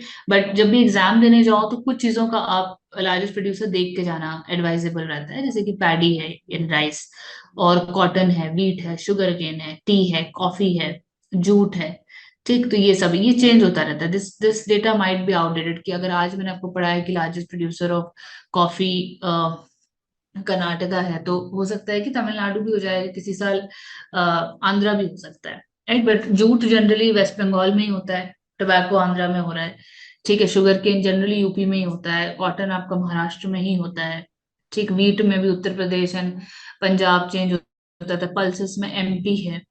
तो ये थोड़ा सा, ये कुछ 4-5 क्रॉप्स देख के चले जाना चाहिए एग्जाम देने से पहले। Then again, this list of lead crops and leading producer states. You can have an idea कि कौन कौन से स्टेट्स में हमेशा, जैसे मैंने कहा कि रैंकिंग सेम नहीं होती, तो you can have an idea कि कौन कौन से एरियाज में, जैसे बाजरा या जो ऐसे कोर्स ग्रेन्स हैं, ये आपको गुजरात राजस्थान में देखने मिल रहा है। कॉटन आपको गुजरात महाराष्ट्र आंध्रा में हो रहा है। जूट आपका वेस्ट बंगाल बिहार और आसाम में हो रहा है, क्योंकि जूट भी क्या है, वाटर इंटेंसिव क्रॉप है, तो उसमें क्या है, वहां पे रिवर्स है। वेस्ट बंगाल में you have Damodar Brahmaputra, and then Bihar में यू हैव कोसी, ठीक है, which is called the sorrow of Bihar, क्योंकि बहुत ज्यादा फ्लड करती है कोसी रिवर। देन आसाम में you have so many reverse, तो वहां पे जूट का जो खेती है that is more profitable, right. तो ये आपका टी कहाँ पे हो रहा है, टोबैको आपका नीचे देखोगे तो आसाम वेस्ट बंगाल टी है, टोबैको है। कॉफी में आप देखो कर्नाटका केरला है। कोरिएंडर में राजस्थान आंध्र प्रदेश है। Cotton is important, groundnut is important, तो ये एक थोड़ा सा आइडिया रहने के लिए इम्पोर्टेंट है। Then we are done with crops. Let's come to rivers. Rivers में you can see यहाँ पे कि there is a huge network of rivers in India. Almost her state से कोई ना कोई रिवर बहती है। लूनी भी बह रही है डेजर्ट में से, ठीक है। इम्पोर्टेंट हमारे लिए इंडस रिवर सिस्टम है, जो हमारे कंट्री के लिए इम्पोर्टेंट है। इंडो गैंगेटिक जो सिस्टम है वो है, Brahmaputra system is important, and southern में गोदावरी इज इम्पोर्टेंट। तो लेट्स स्टार्ट गोदावरी से। तो गोदावरी को दक्षिण गंगा या बूढ़ी गंगा भी कहते हैं, ठीक है। एंड वेस्टर्न से साउथ सदर्न इंडिया में बहती है। ये सेकेंड लार्जेस्ट रिवर है आफ्टर गंगा रिवर, राइट। और ये त्र्यंबक, जहाँ पे त्र्यंबकेश्वर है नासिक में महाराष्ट्र में, वहां से होती है। एंड इट आंध्र प्रदेश में इट मीट्स नरसापुरम में, it meets bay of Bengal, right. And इसका लेंथ कितना है, 1465 kilometers, considered to be one of the big river basins in India, and only river in India that flows from west to south. Sorry. So it is the only river that flows from western to southern India. Then comes Ganga. So Ganga सबको पता है गौमुख से निकलती है, ठीक है, Gangotri glacier में। And glacier जो है it is situated, it is pretty highly situated glacier, जो 4.255 मीटर अबव सी लेवल। यहाँ पे रिवर को भगीरथी बोलते हैं, और भगीरथी और अलकनंदा देवप्रयाग में मिलते हैं, और उसके बाद ही गंगा बनती है, ठीक है। तो Bhagirathi and Alaknanda they meet at Devprayag. There are many Prayags, there Nandprayag जहाँ पे नंदाकिनी रिवर में बनती है, there is Rudraprayag, Mandakini river, there so many Prayags over there. Devprayag is important क्योंकि वहीं से गंगा निकलती है। जब अलकनंदा, और क्योंकि जब गंगोत्री से निकलती है तो it is Bhagirathi, then it meets Alaknanda at Devprayag, and Devprayag से फिर गंगा निकलती है, ठीक। अब गंगा का ड्रेनेज सिस्टम देखोगे तो इसके यहाँ पे मतलब this is not basically Ganga drainage system, this is overall drainage system. तो गंगा गंगोत्री ग्लेशियर से निकल रही, यमुना यमुनोत्री ग्लेशियर से निकल रही, ठीक है। There is a place called Bandarpunch जहाँ से यमुना निकलती है। चंबल इंदौर के पास महू से निकलती है। रामगंगा जो है, और घाघरा गंडक कोसी, ये सारे क्या हैं, ये बेसिकली ट्रिब्यूटरीज हैं गंगा के। तो रामगंगा आपको गढ़वाल उत्तराखंड में दिखता है। घाघरा आपको गुरला मंदाता पीक से निकलती है। Ghaghara is basically your UP and Haryana, ये वाला area. Then Gandak is south of Mansarovar, and Kosi जो है वो तिब्बत नेपाल बॉर्डर से निकलती है, राइट।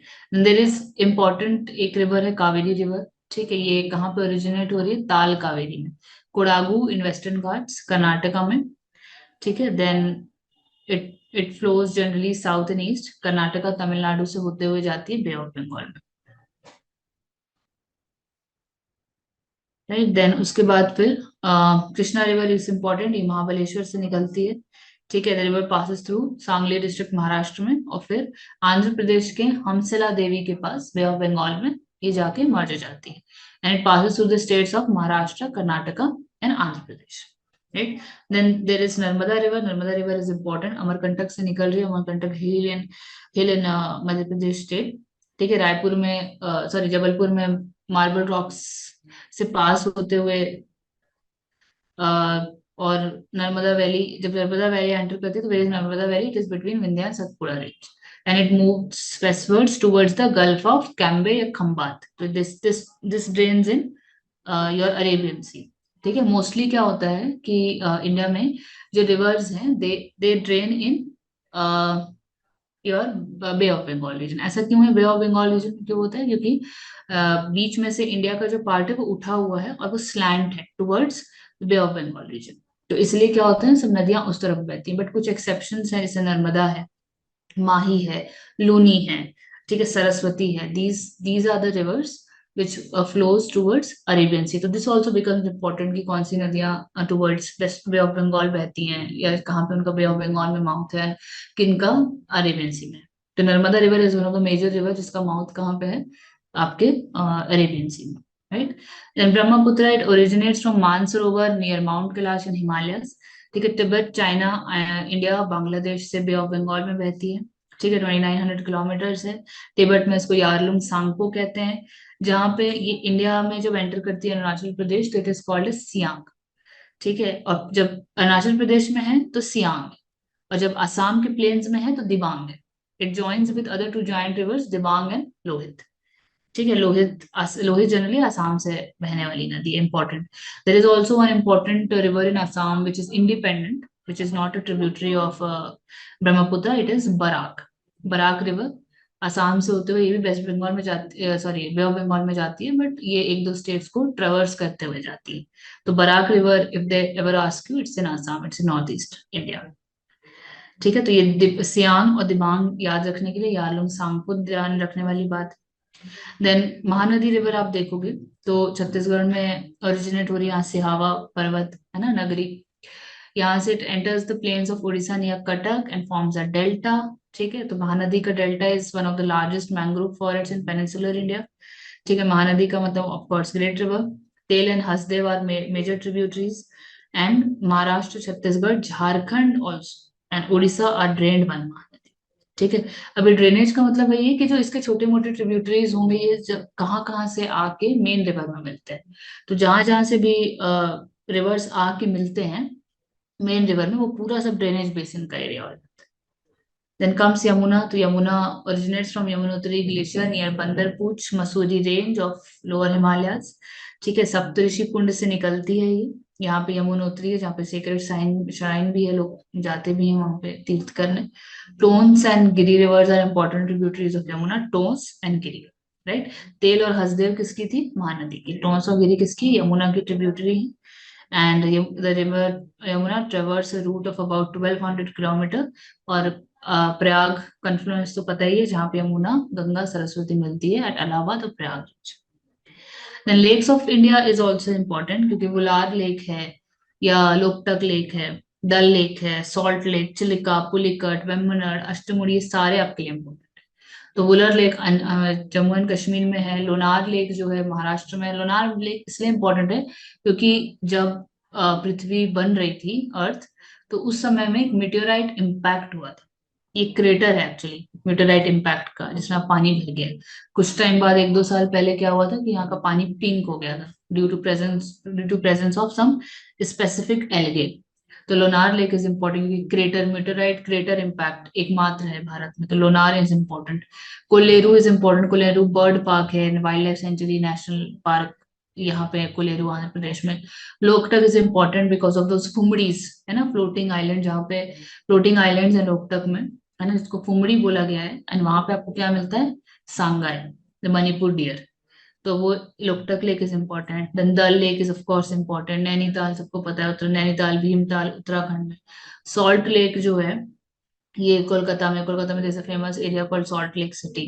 फिर चिलिका है, Chilika is important for your Indus river dolphins, है ना, सॉरी, ये गैंजेस डॉल्फिन्स, है ना, चिलिका इंपॉर्टेंट है डॉल्फिन्स के लिए। Pulicat is again important, Andhra Pradesh, यहाँ पे बहुत बर्ड वेराइटीज दिखती है। वेम्बनाड इज इम्पोर्टेंट, है ना, केरला में है। And Ashtamudi is also in Kerala.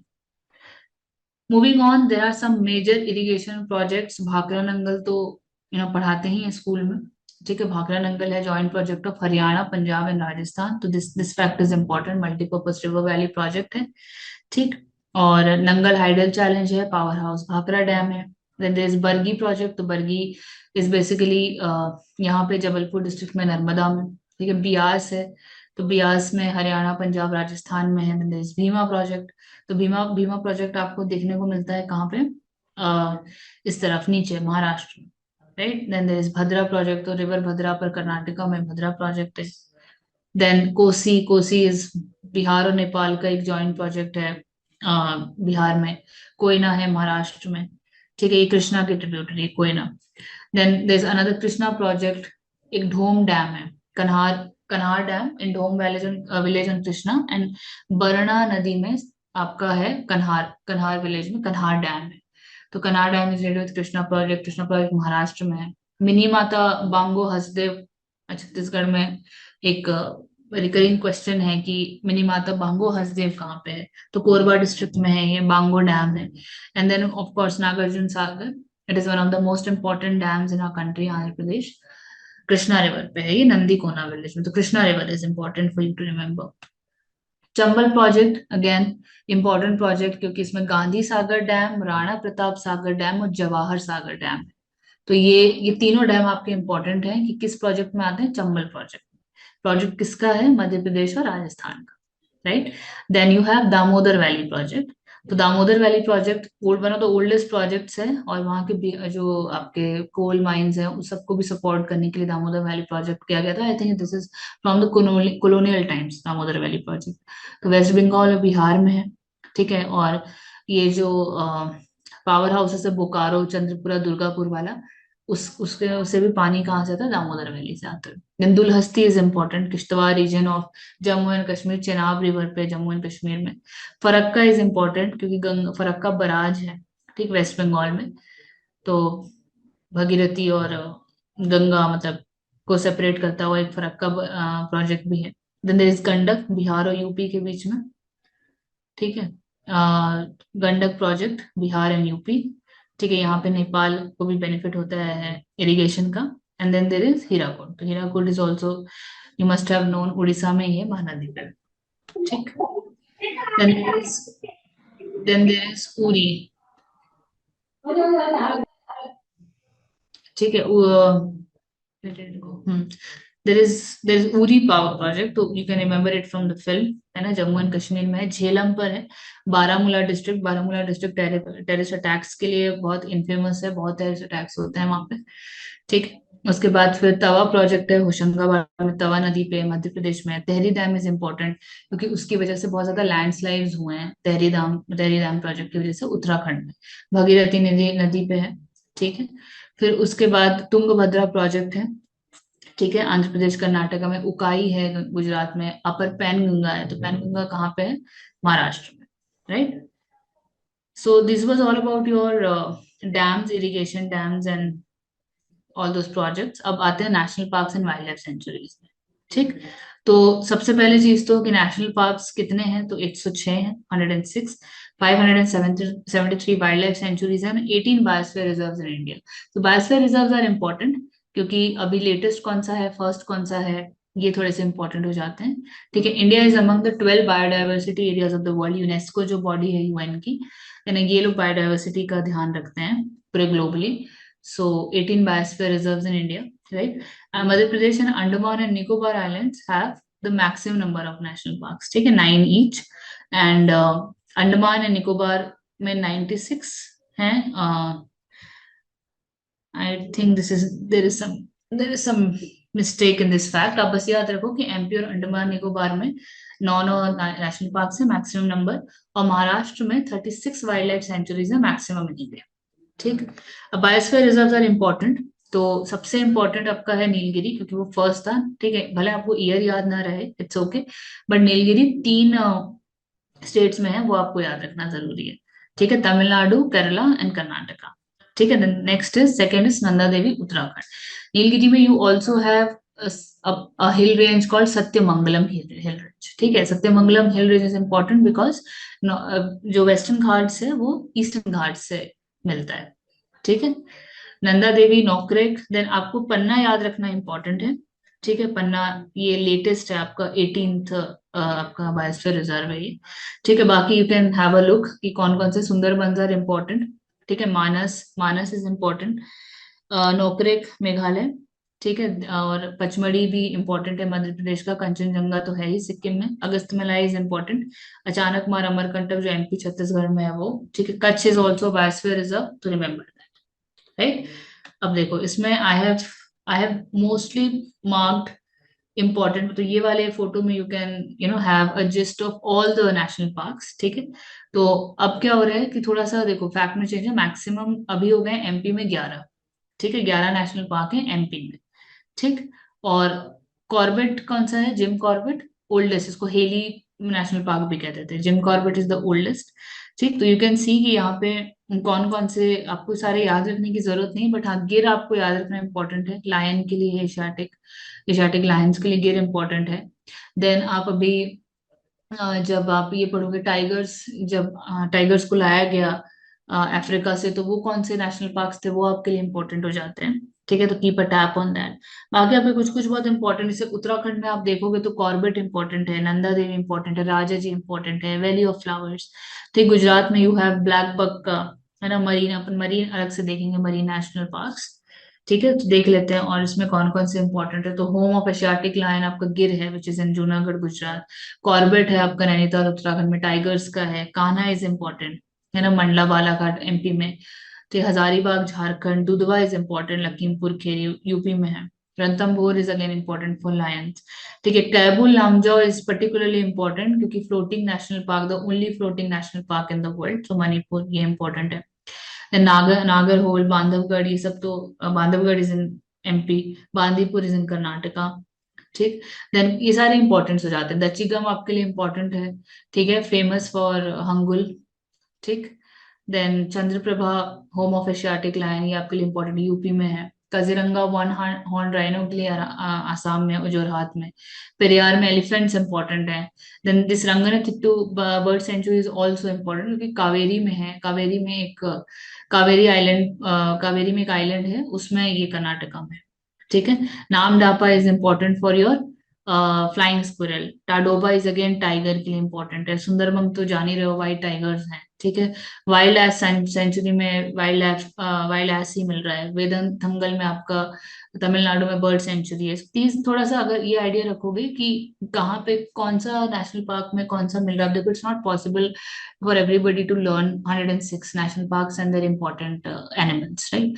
तो ये आपको करने की भी जरूरत नहीं, बट जहाँ पे लायन टाइगर है या जहाँ पे हंगुल जैसे इम्पोर्टेंट है, तो अगर इस तरीके से ये वाली चीजें हैं तो यू कैन, तो आप ये वाला चीजें थोड़ा सा आप ध्यान रख सकते हो, ठीक।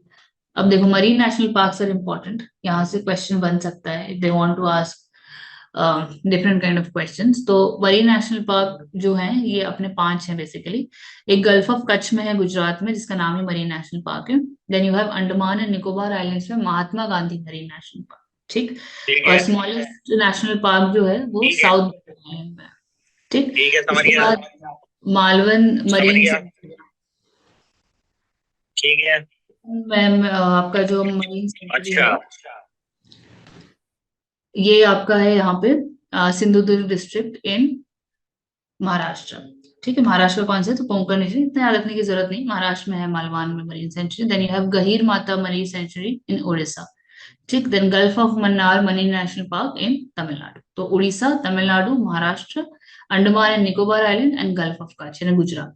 तो ये आपके 5 इंपॉर्टेंट मरीन नेशनल पार्क्स हैं, ठीक। When while we are at it, तो अपन प्रोजेक्ट टाइगर में देख लेते हैं। ये प्रोजेक्ट टाइगर में आपके कुछ इंपॉर्टेंट ये है आपके प्रोजेक्ट टाइगर के जो टाइगर रिजर्व्स हैं, ठीक है। तो प्रोजेक्ट टाइगर थोड़ा सा इंपॉर्टेंट इसलिए हमारे लिए क्योंकि 1973 से चालू हुआ था, ठीक है। अभी लगभग 55 हो गए, 53 से बहुत टाइम था। और यहाँ पे ये क्या है, ministry of environment forest and climate change का एक प्रोजेक्ट है, ठीक है, 1973 से चल रहा है। और जो नेशनल टाइगर कंजर्वेशन अथॉरिटी है, इसका एक बहुत इंपॉर्टेंट रोल है जितने भी टाइगर रिजर्व्स हैं उसको मैनेज करने में। और ये कौन सा एक्ट में मैनेज होता है, तो wildlife protection act. This is to just to give you overview. ये आपके लिए इंपॉर्टेंट है कि लार्जेस्ट बाय एरिया कौन सा है टाइगर रिजर्व, तो नागार्जुना श्रीसाइला में आंध्रा में। स्मॉलेस्ट है आपका नामेरी टाइगर रिजर्व असम में, ठीक है। फर्स्ट आपका है Jim Corbett Uttarakhand, it's also the first national park. और टोटल 54 टाइगर रिजर्व्स हैं। अभी लेटेस्ट जो है रानी दुर्गावती है। और 55th जो है वो Mahadevi tiger reserve most probably होगा गोवा में। तो आपको थोड़ा सा ये ध्यान रखना है कि लेटेस्ट करंट अफेयर्स में कि लेटेस्ट नेशनल पार्क कौन सा नोटिफाई हो, ठीक है। You can see this once again कि देख सकते हो कि Sundarban, Similipal, Satkosia, Indravati, Kanwal, and then there is Amrabad, then you can see Nagarjuna Srisailam नीचे पे, ठीक है। फिर then you can have an idea कि कहाँ पे कितने, किस तरफ कौन सा tiger reserve. Ranthambore is also tiger reserve, right. Now let's come to mangroves, ठीक है। तो मैंग्रोव्स बेसिकली आर दोज, ठीक है, जहाँ पे जो वो वाले प्लांट्स होते हैं जो बेसिकली बहुत सेलेनिटी वाला जो एक इकोसिस्टम है उसको एक्सपीरियंस करते हैं, जो बहुत टाइडल एक्सट्रीम्स एक्सपीरियंस करते हैं, जहाँ पे स्ट्रॉन्ग विंड वेलोसिटी होती है, ठीक है, हाई टेम्परेचर होता है, मडी एनारोबिक सॉइल होता है, ठीक है। अब यहाँ पे क्या होता है, कुछ और नहीं उग सकता, ठीक है, जहाँ पे बहुत ज्यादा नमक है पानी में, बहुत ज्यादा जो लहरें हैं ऊपर नीचे हो रही हैं, बहुत स्ट्रॉन्ग विंड्स हैं, तो वहां पे क्या होता है, जनरली वो प्लांट्स होते हैं, बट मैंग्रोव्स ही ऐसे प्लांट्स हैं, ठीक है, जो इन इतने सारे एक्सट्रीम कंडीशंस में भी सर्वाइव करते हैं, ठीक है। तो यहाँ मतलब बहुत सारे मैंग्रोव्स हैं अपने अपने यहाँ, मतलब ओवरऑल स्टेट्स में ये है, जहाँ पे भी कोस्टल स्टेट्स हैं, जहाँ पे भी कोस्ट है, कोस्ट लाइन है, वहां पे मैंग्रोव्स है, but largest as you all know कि सुंदरबंस ही है, ठीक है। और the largest being Sundarbans, home to white tigers, ठीक। और यहाँ पे इंडिया के मैंग्रोव्स में लगभग 69 स्पीसीज के प्लांट्स हैं, जो कि, और 2 स्पीसीज जो एंडेमिक है। एंडेमिक का मतलब क्या होता है, ऐसा कुछ जो सिर्फ कहाँ मिल रहा है आपको, तमिलनाडु में मिल रहा है, सॉरी, जो इंडिया में मिल रहा है, जैसे ये क्योफोरा अन्ना मैलाना जो है, जो पिचावरम तमिलनाडु में मिलता है, या हेरिटेरा कानिकेंसिस है जो कि सिर्फ उड़ीसा में मिलता है।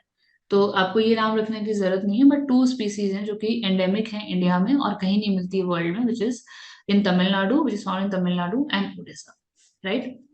अब कोरल्स के बारे में बात कर लेते हैं। तो कोरल्स बेसिकली एक तरीके से shallow water tropical marine ecosystems हैं, ठीक है। यहाँ पे क्या है, ज्यादा गहरे नहीं होते हैं, ट्रॉपिकल होते हैं। ट्रॉपिकल मतलब कि जहाँ पे सनलाइट, जो जो एरिया थोड़ा गर्म है सनलाइट की वजह से, ठीक है, तो जितना भी एरिया ट्रॉपिक ऑफ कैंसर और ट्रॉपिक ऑफ केप्रिकॉन के बीच में है, those are all your tropical areas, ठीक है। और यहाँ पे क्या होता है, बहुत सनलाइट होती है, तो जो यहाँ का बायोमास होता है उसका प्रोडक्शन बहुत ज्यादा होता है। तो इसकी वजह से क्या होता है, यहाँ पे बहुत सारा फ्लोरा और फॉनल आपको डाइवर्सिटी मिलती है, ठीक है। गर्म पानी रहेगा तो न्यूट्रिशन ज्यादा रहेगा, ठंडा पानी जो होता है वो it is averse to life, right. और गर्म पानी में ज्यादा माइक्रोबियल एक्टिविटीज होती हैं, तो उस वजह से वो थोड़ा सा रिच एरिया होता है, ठीक।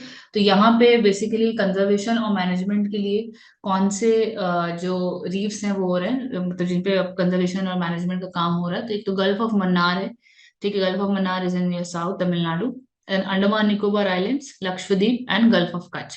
तो these fringing reefs, atoll reefs, platform, they are type of coral reefs, ठीक है। तो just have that those names in mind, fringing, atoll and platform. But 4 ही एरियाज हैं जहाँ पे अभी कंजर्वेशन का काम चल रहा है। There is also one technology called biorock technology. तो जो ऑफशोर जितने भी जैसे लक्षद्वीप के पास में जो आपके कोरल्स हैं, उसमें क्या हो रहा है कि उन कोरल्स में, क्योंकि वो एल्गी, जो जूजेंथेल एल्गी होता है वो खत्म हो रहा है because of the warm waters, और because of the temperature of the waters of the sea. तो उसकी वजह से क्या इन लोग क्या कर रहे हैं कि बायो रॉक, एक रॉक इन्होंने बनाया हुआ है जो वो लोग कोरल्स के साथ अटैच कर देते हैं। तो जो काम एल्गी करता था, वो काम जो है वो आपका रॉक कर रहा है। तो बायो रॉक टेक्नोलॉजी एक चीज है, it is an extra trivia for you, which is use to rehabilitate and conserve coral reefs, ठीक। अब देखो, अभी कुछ एक मिसलेनियस फैक्ट है, ये आपको, ये लाइंस अगर आपको याद है तो पूछ लेते हैं कभी कि कौन सी लाइन किसके बीच में है। तो जैसे ड्यूरन लाइन है, Durand line is between Afghanistan and Pakistan, तो it becomes important. McMahon India and China पढ़े हम लोग, रेडक्लिफ पढ़े इंडिया एंड पाकिस्तान, ठीक है। There is also something called 38 parallel, ठीक। तो ये नॉर्थ कोरिया साउथ कोरिया के बीच में 38 पैरेलल। देन 49 पैरेलल है, तो यूएसए एंड कनाडा के बीच में है। सिमिलरली आपका north and south Vietnam before unification, उसके बीच में 17 parallel. So these are all your latitudes, right. And then कुछ रिवर, ऐसे river Rio Grande, it is between Mexico and USA. Amur River flows between China and Russia. River Uruguay is between Uruguay and Brazil. So these are some random facts. Especially line जो है ना, वो थोड़ा सा ड्यूरल line is important. Hindenburg is also important, but उतना पूछते नहीं है इस क्वेश्चन को, बट जस्ट रिमेम्बर हिंडनबर्ग थोड़ा जर्मन साउंड भी करता है, तो यू कैन गेस की जर्मनी का है। Then there Siegfried line, Maginot line, ठीक। मैगी नॉट लिखा है, उसको मैनियॉट पढ़ेंगे, फ्रेंच में होगा वो, राइट। तो 38 पैरेलल याद रखना, नॉर्थ कोरिया साउथ कोरिया, क्योंकि रहता है न्यूज में बहुत ज्यादा। Then nuclear power in India, if we talk about it, तो बेसिकली इंडिया में अभी 20 न्यूक्लियर रिएक्टर्स हैं, इससे बढ़ भी सकते हैं क्योंकि बहुत सारे क्या होते हैं कि इन पाइपलाइन रहता है, बहुत सारा बनता रहता है, तो a lot of times they also get inaugurated. But important तो अपने 6 न्यूक्लियर पावर प्लांट्स हैं। ठीक है, ये रखना, ये नाम याद रखना बहुत जरूरी है। कैगा है कर्नाटका में, देन नरोरा है उत्तर प्रदेश में, तारापुर न्यूक्लियर प्लांट है आपका महाराष्ट्र में, रावत भाटा है राजस्थान में, ठीक है, Kalpakkam is in Tamil Nadu, and Kakrapar is in Gujarat, right.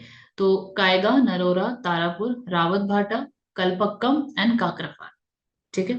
Kalpakkam is important क्योंकि अभी कुछ टाइम पहले वहां पे, आई थिंक एक साल पहले, 2 साल पहले, एक साइबर अटैक हुआ था कलपक्कम में, they try to hack the nuclear power plant system. तो Kalpakkam is important in that sense. Tarapur news में रहता है, और basically French were also trying to establish Jaitapur nuclear power project in Maharashtra in collaboration with the Indian government. ठीक है, there is also Kundankulam is also there. ठीक है, Kudankulam nuclear power plant in Tamil Nadu. ठीक है, बट होता क्या है ना कि जनरली न्यूक्लियर जो प्लांट्स होते हैं, वो ना, एक तो टेक्नोलॉजी उसकी बहुत इंटेंस होती है, it's expensive, so it's a lot of times, you're not, the government is not able to establish nuclear reactors. अच्छा, अब nuclear power plants, why do they are important, क्योंकि न्यूक्लियर, हम लोग कोई न्यूक्लियर अटैक तो कर नहीं रहे हैं, तो nuclear power plants are the place जहाँ पे इलेक्ट्रिसिटी जनरेट होती है। So when we talk about renewable energy, which we will talk about in a few, but when we talk about renewable energy, nuclear energy भी important है। ठीक है, क्योंकि nuclear energy क्या है कि आप अगर सन में जैसा फ्यूजन रिएक्शन हो रहा है, सॉरी फ्यूजन रिएक्शन हो रहा है, अगर आप उसको आर्टिफिशियली अगर आप क्रिएट कर लोगे ना, तो आपको कोल पे डिपेंडेंसी या जो फॉसिल फ्यूल है उस पर डिपेंडेंसी वो कम हो जाती है, और बहुत ज्यादा कम हो जाती है। पर न्यूक्लियर पावर प्लांट्स का प्रॉब्लम क्या है कि they are highly risky, as you might imagine. ठीक है, बहुत रिस्की है, it's very technology intensive, it is money intensive. ठीक, आपको उतना लैंड स्पेस चाहिए, फिर क्या होता है कि जब आप क्या करोगे, रेसिडेंशियल एरिया में न्यूक्लियर प्लांट तो लगाओगे नहीं, आपको डिफॉरेस्टेशन करना पड़ेगा, कहीं रिमोट नेचुरल एरिया में आप लगाओगे, तो डिफॉरेस्टेशन का एक प्रॉब्लम है। डिफॉरेस्टेशन का प्रॉब्लम है तो वहां पे जो ट्राइबल्स रहते होंगे, या जो फॉरेस्ट ड्वेलर्स होंगे, या विलेजर्स जो होंगे जो उसके विसिनिटी में रहेंगे, तो उनका रिस्क, उनका इंटरेस्ट जो है, और उनके लिए जो रिस्क क्रिएट होता है न्यूक्लियर पावर प्लांट होने से, वो एक प्रॉब्लम है। और बहुत लोग, क्या होता है, बहुत सारा लोकल प्रोटेस्ट होता है जब भी न्यूक्लियर पावर प्लांट्स और रिएक्टर्स की बात आती है, क्योंकि it directly comes in conflict with the interest of the locals.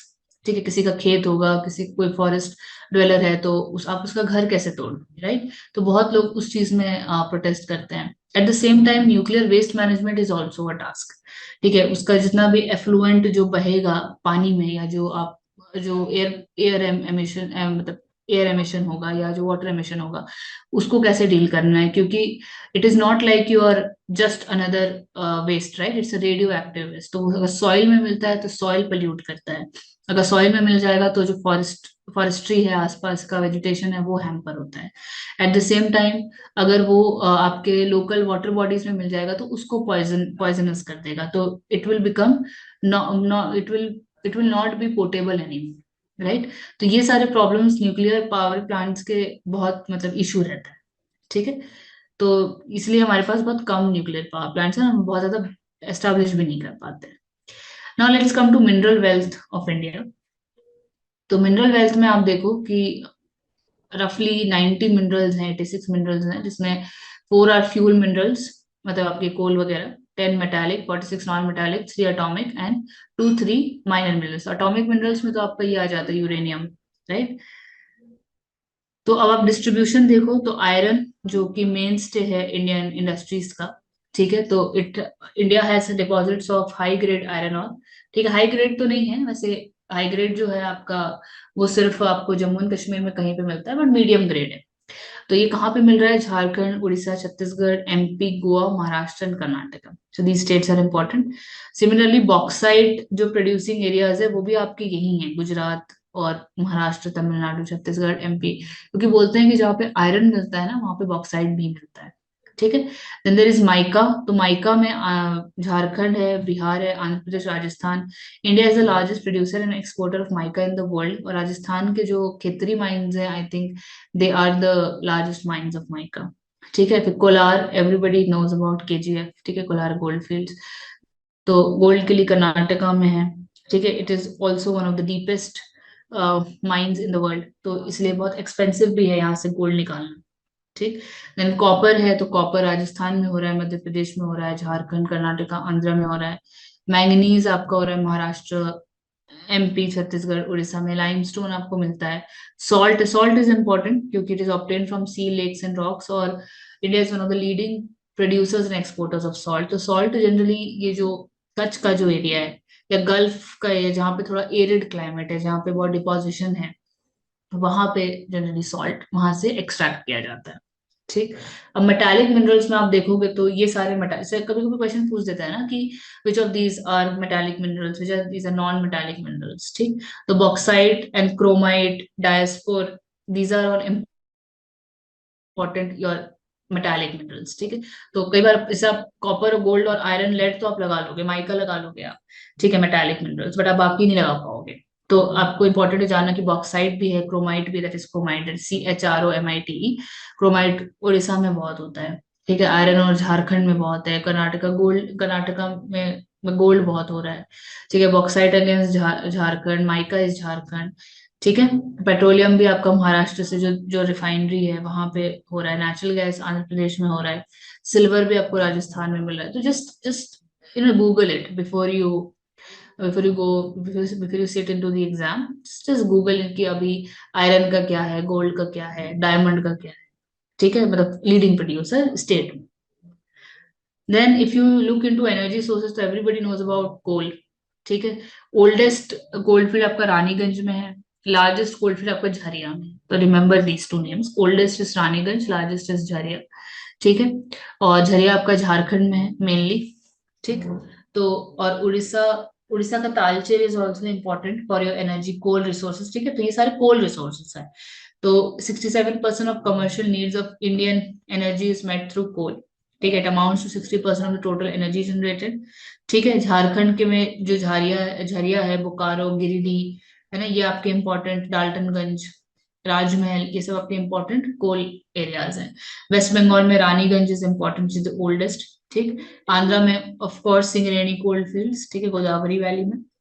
Then Chhattisgarh में तो you can easily think about Korba, Chirimiri, Hasdeo, और Mohpani, Pench, Kanwa, Kanha, Tawa valley. This is basically, ये तो एमपी में चला गया, बट छत्तीसगढ़ में भी इसका एक्सपांस है। देन महाराष्ट्र में you have Kamte, Kamptee is important है ना, चंदा इज इम्पोर्टेंट। उड़ीसा का तालचेर याद रखना। ठीक है। फिर उसके बाद ऑयल एंड नेचुरल गैस में देखो तो ये इंपॉर्टेंट है कि 1858 में the first oil well was drilled in Cambay, Gujarat. ठीक है। First oil field was discovered at Makum in Assam. और प्रोडक्शन डिगबोई में स्टार्ट हुआ था 1882 में। These three becomes important. 1858 में फर्स्ट ऑयल वेल कहाँ पे ड्रिल किया गया था? कैम्बे में, खंबात जिसको बोलते हैं गुजरात में। पहला ऑयल फील्ड डिस्कवर हुआ था एट माकुम इन आसाम।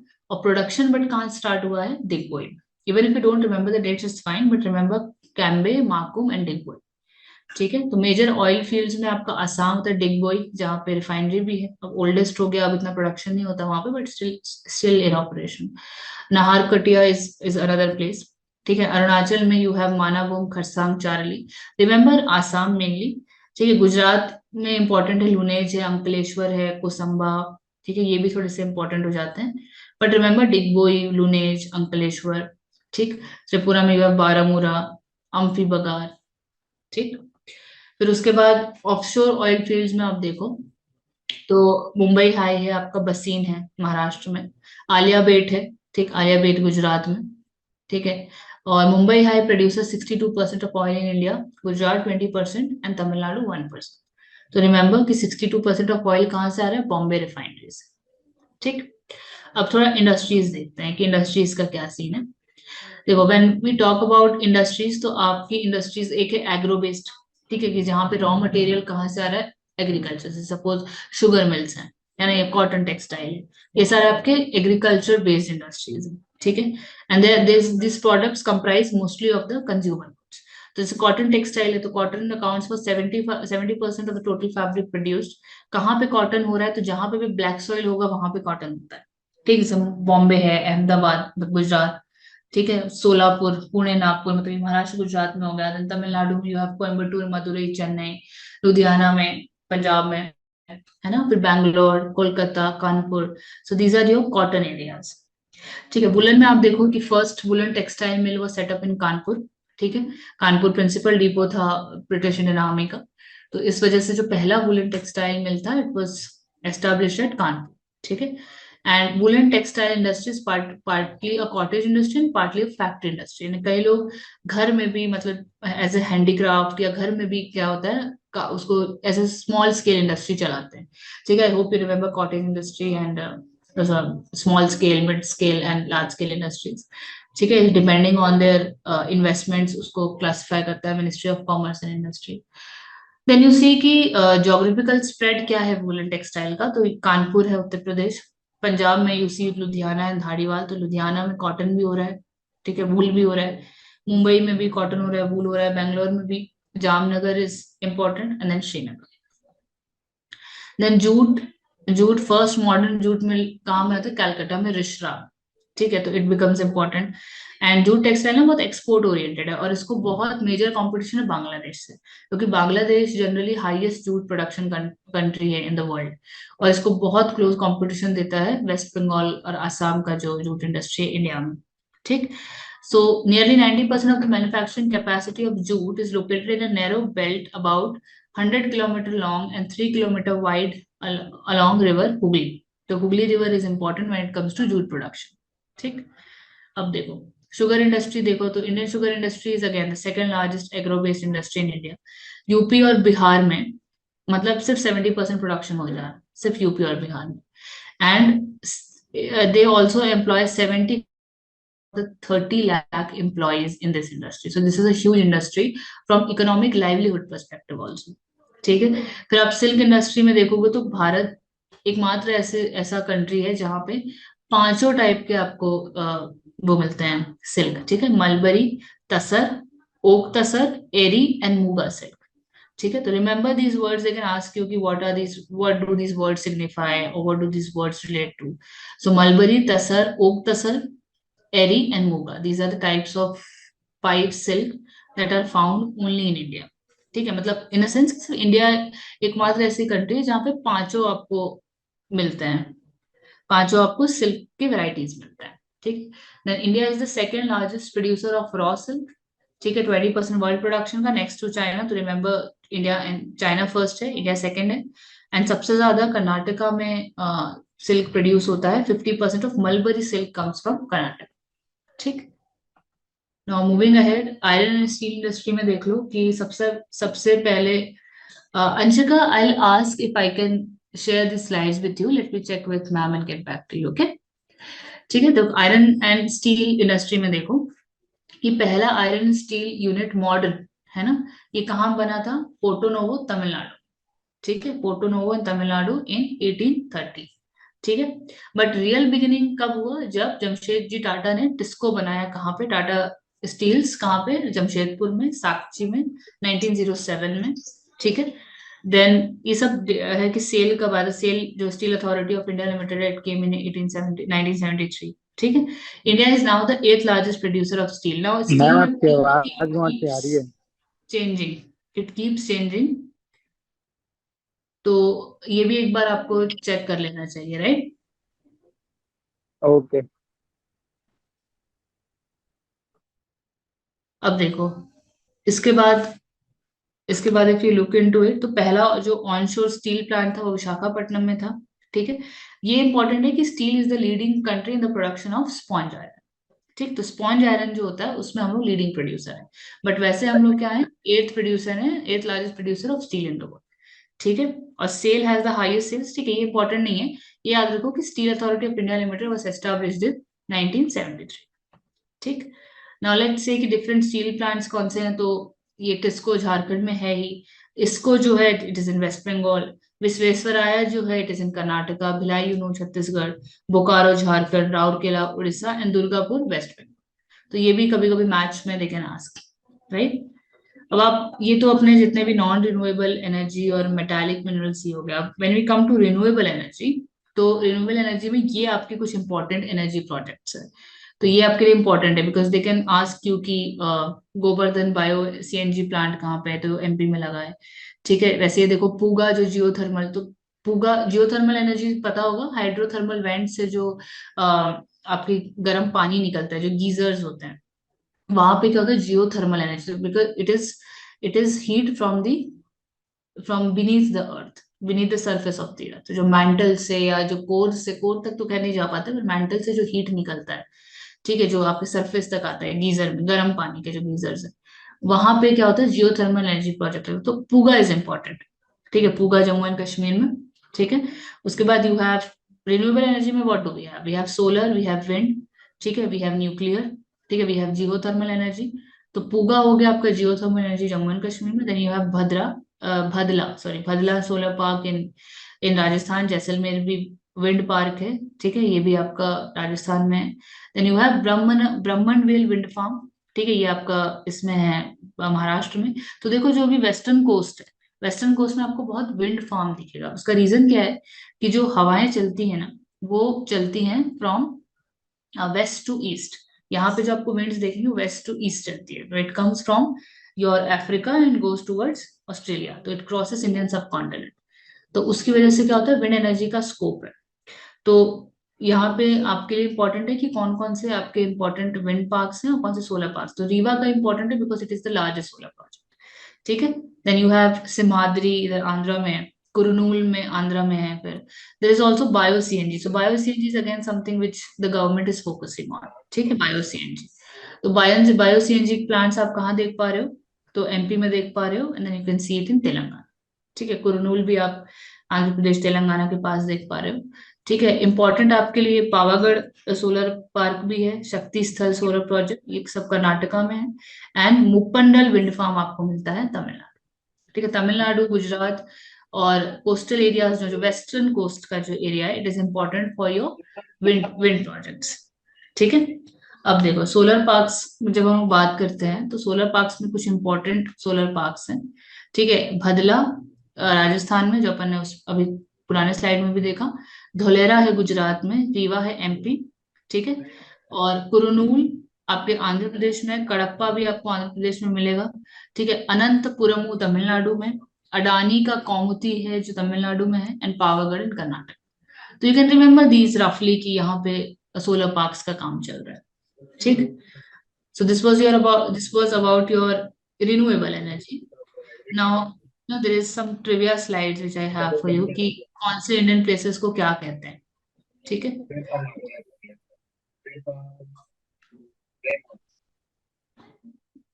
ठीक है, तो जैसे गोल्डन सिटी किसको कहा जा रहा है, तो अमृतसर को कहते हैं। Manchester of India Ahmedabad, twin city Hyderabad and Secunderabad. ठीक है, सिटी ऑफ फेस्टिवल्स मदुरई।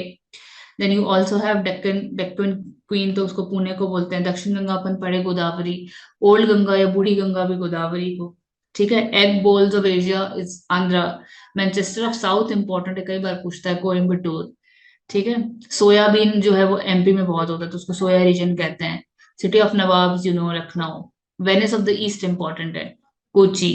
ठीक है, queen of the mountains Mussoorie, sacred river Ganga. ठीक है, तो इसमें Manchester of the south important है, थोड़ा याद रखना है। Manchester of India Ahmedabad important है, और वेनिस ऑफ द ईस्ट है कोची। ठीक, अच्छा, उसके बाद then Hollywood of India which is Bollywood Bombay. City of castles is Kolkata. State of 5 rivers is important, Panchnad भी कहते हैं इसको पंजाब में। ठीक है, steel city Jamshedpur. City of lakes is Srinagar because of numerous lakes in Srinagar. City of weavers is Panipat. City of temples is of course Varanasi. Manchester of the north क्या है, कानपुर है। अभी हमने क्या पढ़ा, Manchester of the south Coimbatore था। तो मैनचेस्टर, और ओवरऑल मैनचेस्टर ऑफ इंडिया क्या है, Ahmedabad. Manchester of south is Coimbatore and Manchester of north is Kanpur. ठीक, फिर city of rallies New Delhi. Boston of India Ahmedabad. Heaven of India Jammu and Kashmir. Garden of spices of India, तो spice सबसे ज्यादा largest producer कौन है, केरला ही है। तो केरला है. Switzerland of India of course Kashmir. Then abode of the god Prayag. And Pittsburgh of India, Jamshedpur. Pittsburgh is basically famous for its iron and steel and industry. So similarly, Jamshedpur is also famous for its steel. So Pittsburgh of India, right? Then city of seven islands, of course, सात island पे है Bombay, तो it is Mumbai. Blue Mountains is Nilgiri. Queen of Arabian Sea is important, Kochi. It is also Venice of the East. तो Kochi is your Venice of the East and Queen of Arabian Sea. ठीक है. Space city is Bangalore. Why? Because of the presence of ISRO. Garden city is also Bangalore and Silicon Valley is also Bangalore. Electronic city is also Bangalore. You all know Pink City is Jaipur and Gateway of India is Bombay. अब देख लेते हैं कि थोड़ा longest largest क्या है भारत में. तो लॉन्गेस्ट रिवर गैंजेस है. ठीक है. लॉन्गेस्ट रिवर वर्ल्ड में नाइल है. ठीक. लॉन्गेस्ट ट्रिब्यूटरी जो है वो यमुना है. ठीक है. यमुना जो गंगा में मिलती है. साउथ की लॉन्गेस्ट रिवर विराट की गोदावरी है. ठीक है. हाईएस्ट माउंटेन भी केटू है. तो केटू को क्या बोलते हैं? Godwin Austen. तो remember this word, Godwin Austen, right. तो लार्जेस्ट फ्रेश वाटर लेक कौन सा है? बुलार लेक, कश्मीर में. ठीक है. हाईएस्ट डैम कौन सा है? तो तहरी डैम पढ़ा आपने, उत्तराखंड में Bhagirathi. Largest mosque is of course Jama Masjid. ठीक है. लॉन्गेस्ट रोड आपका जीटी रोड है, ग्रैंड ट्रंक रोड. ठीक. Grand trunk road basically Peshawar तक जाता है पाकिस्तान में, यहाँ ढाका से. ठीक है. State with longest coastline is Gujarat. You remember this fact, is important fact. State with longest coastline is Gujarat. ठीक है. Smallest Goa. Largest railway route जो है वो Dibrugarh to in Assam to Kanyakumari in Tamil Nadu. So this is largest railway route. Just a second. I minimized this. हाँ. फिर longest tunnel. This might have changed क्योंकि अब अटल tunnel भी बन गया है, तो you need to check this. ठीक. longest tunnel. Then longest national highway NH7 जो अब NH44 हो गया है. Longest dam is your Hirakud Dam. Longest river bridge is Mahatma Gandhi सेतु पटना. ये भी चेंज होता रहता है because they are constructing a lot of tunnels and river bridges. Largest populated city of course is Bombay. Largest museum is your National Museum in Kolkata. Delta आपका Sundarban delta है. ठीक है. जो लार्जेस्ट डोम है ना, गोल गुम्बज, बीजापुर कर्नाटका, आदिल शाही dynasty.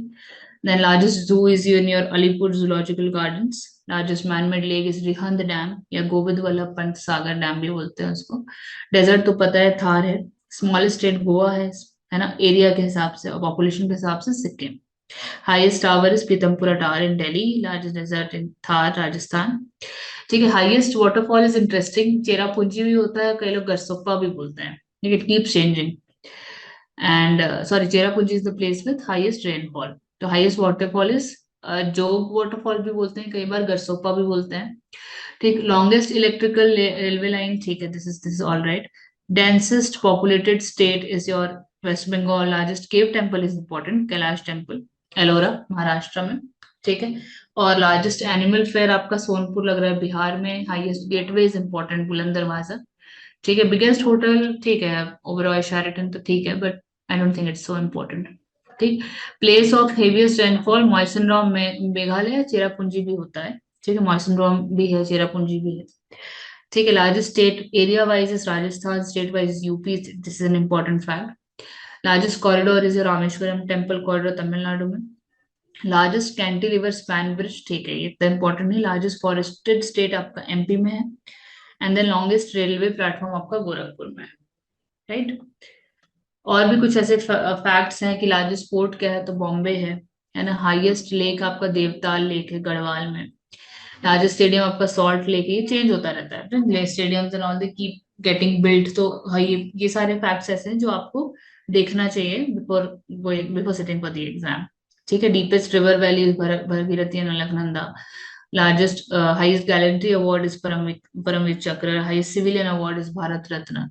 Largest saline water lake is Chilika. Fresh water Wular था, saline water Chilika है. ठीक. Then highest airport is of course Leh. Largest river island Majuli. This is important. Okay. Planetarium is Birla Planetarium in Kolkata. Fine. And this is your India's political map. ठीक. ये एक बार और अच्छे से देख लो कि कहाँ पे कौन से इसमें वो नहीं बना हुआ है, लद्दाख नहीं बना हुआ है.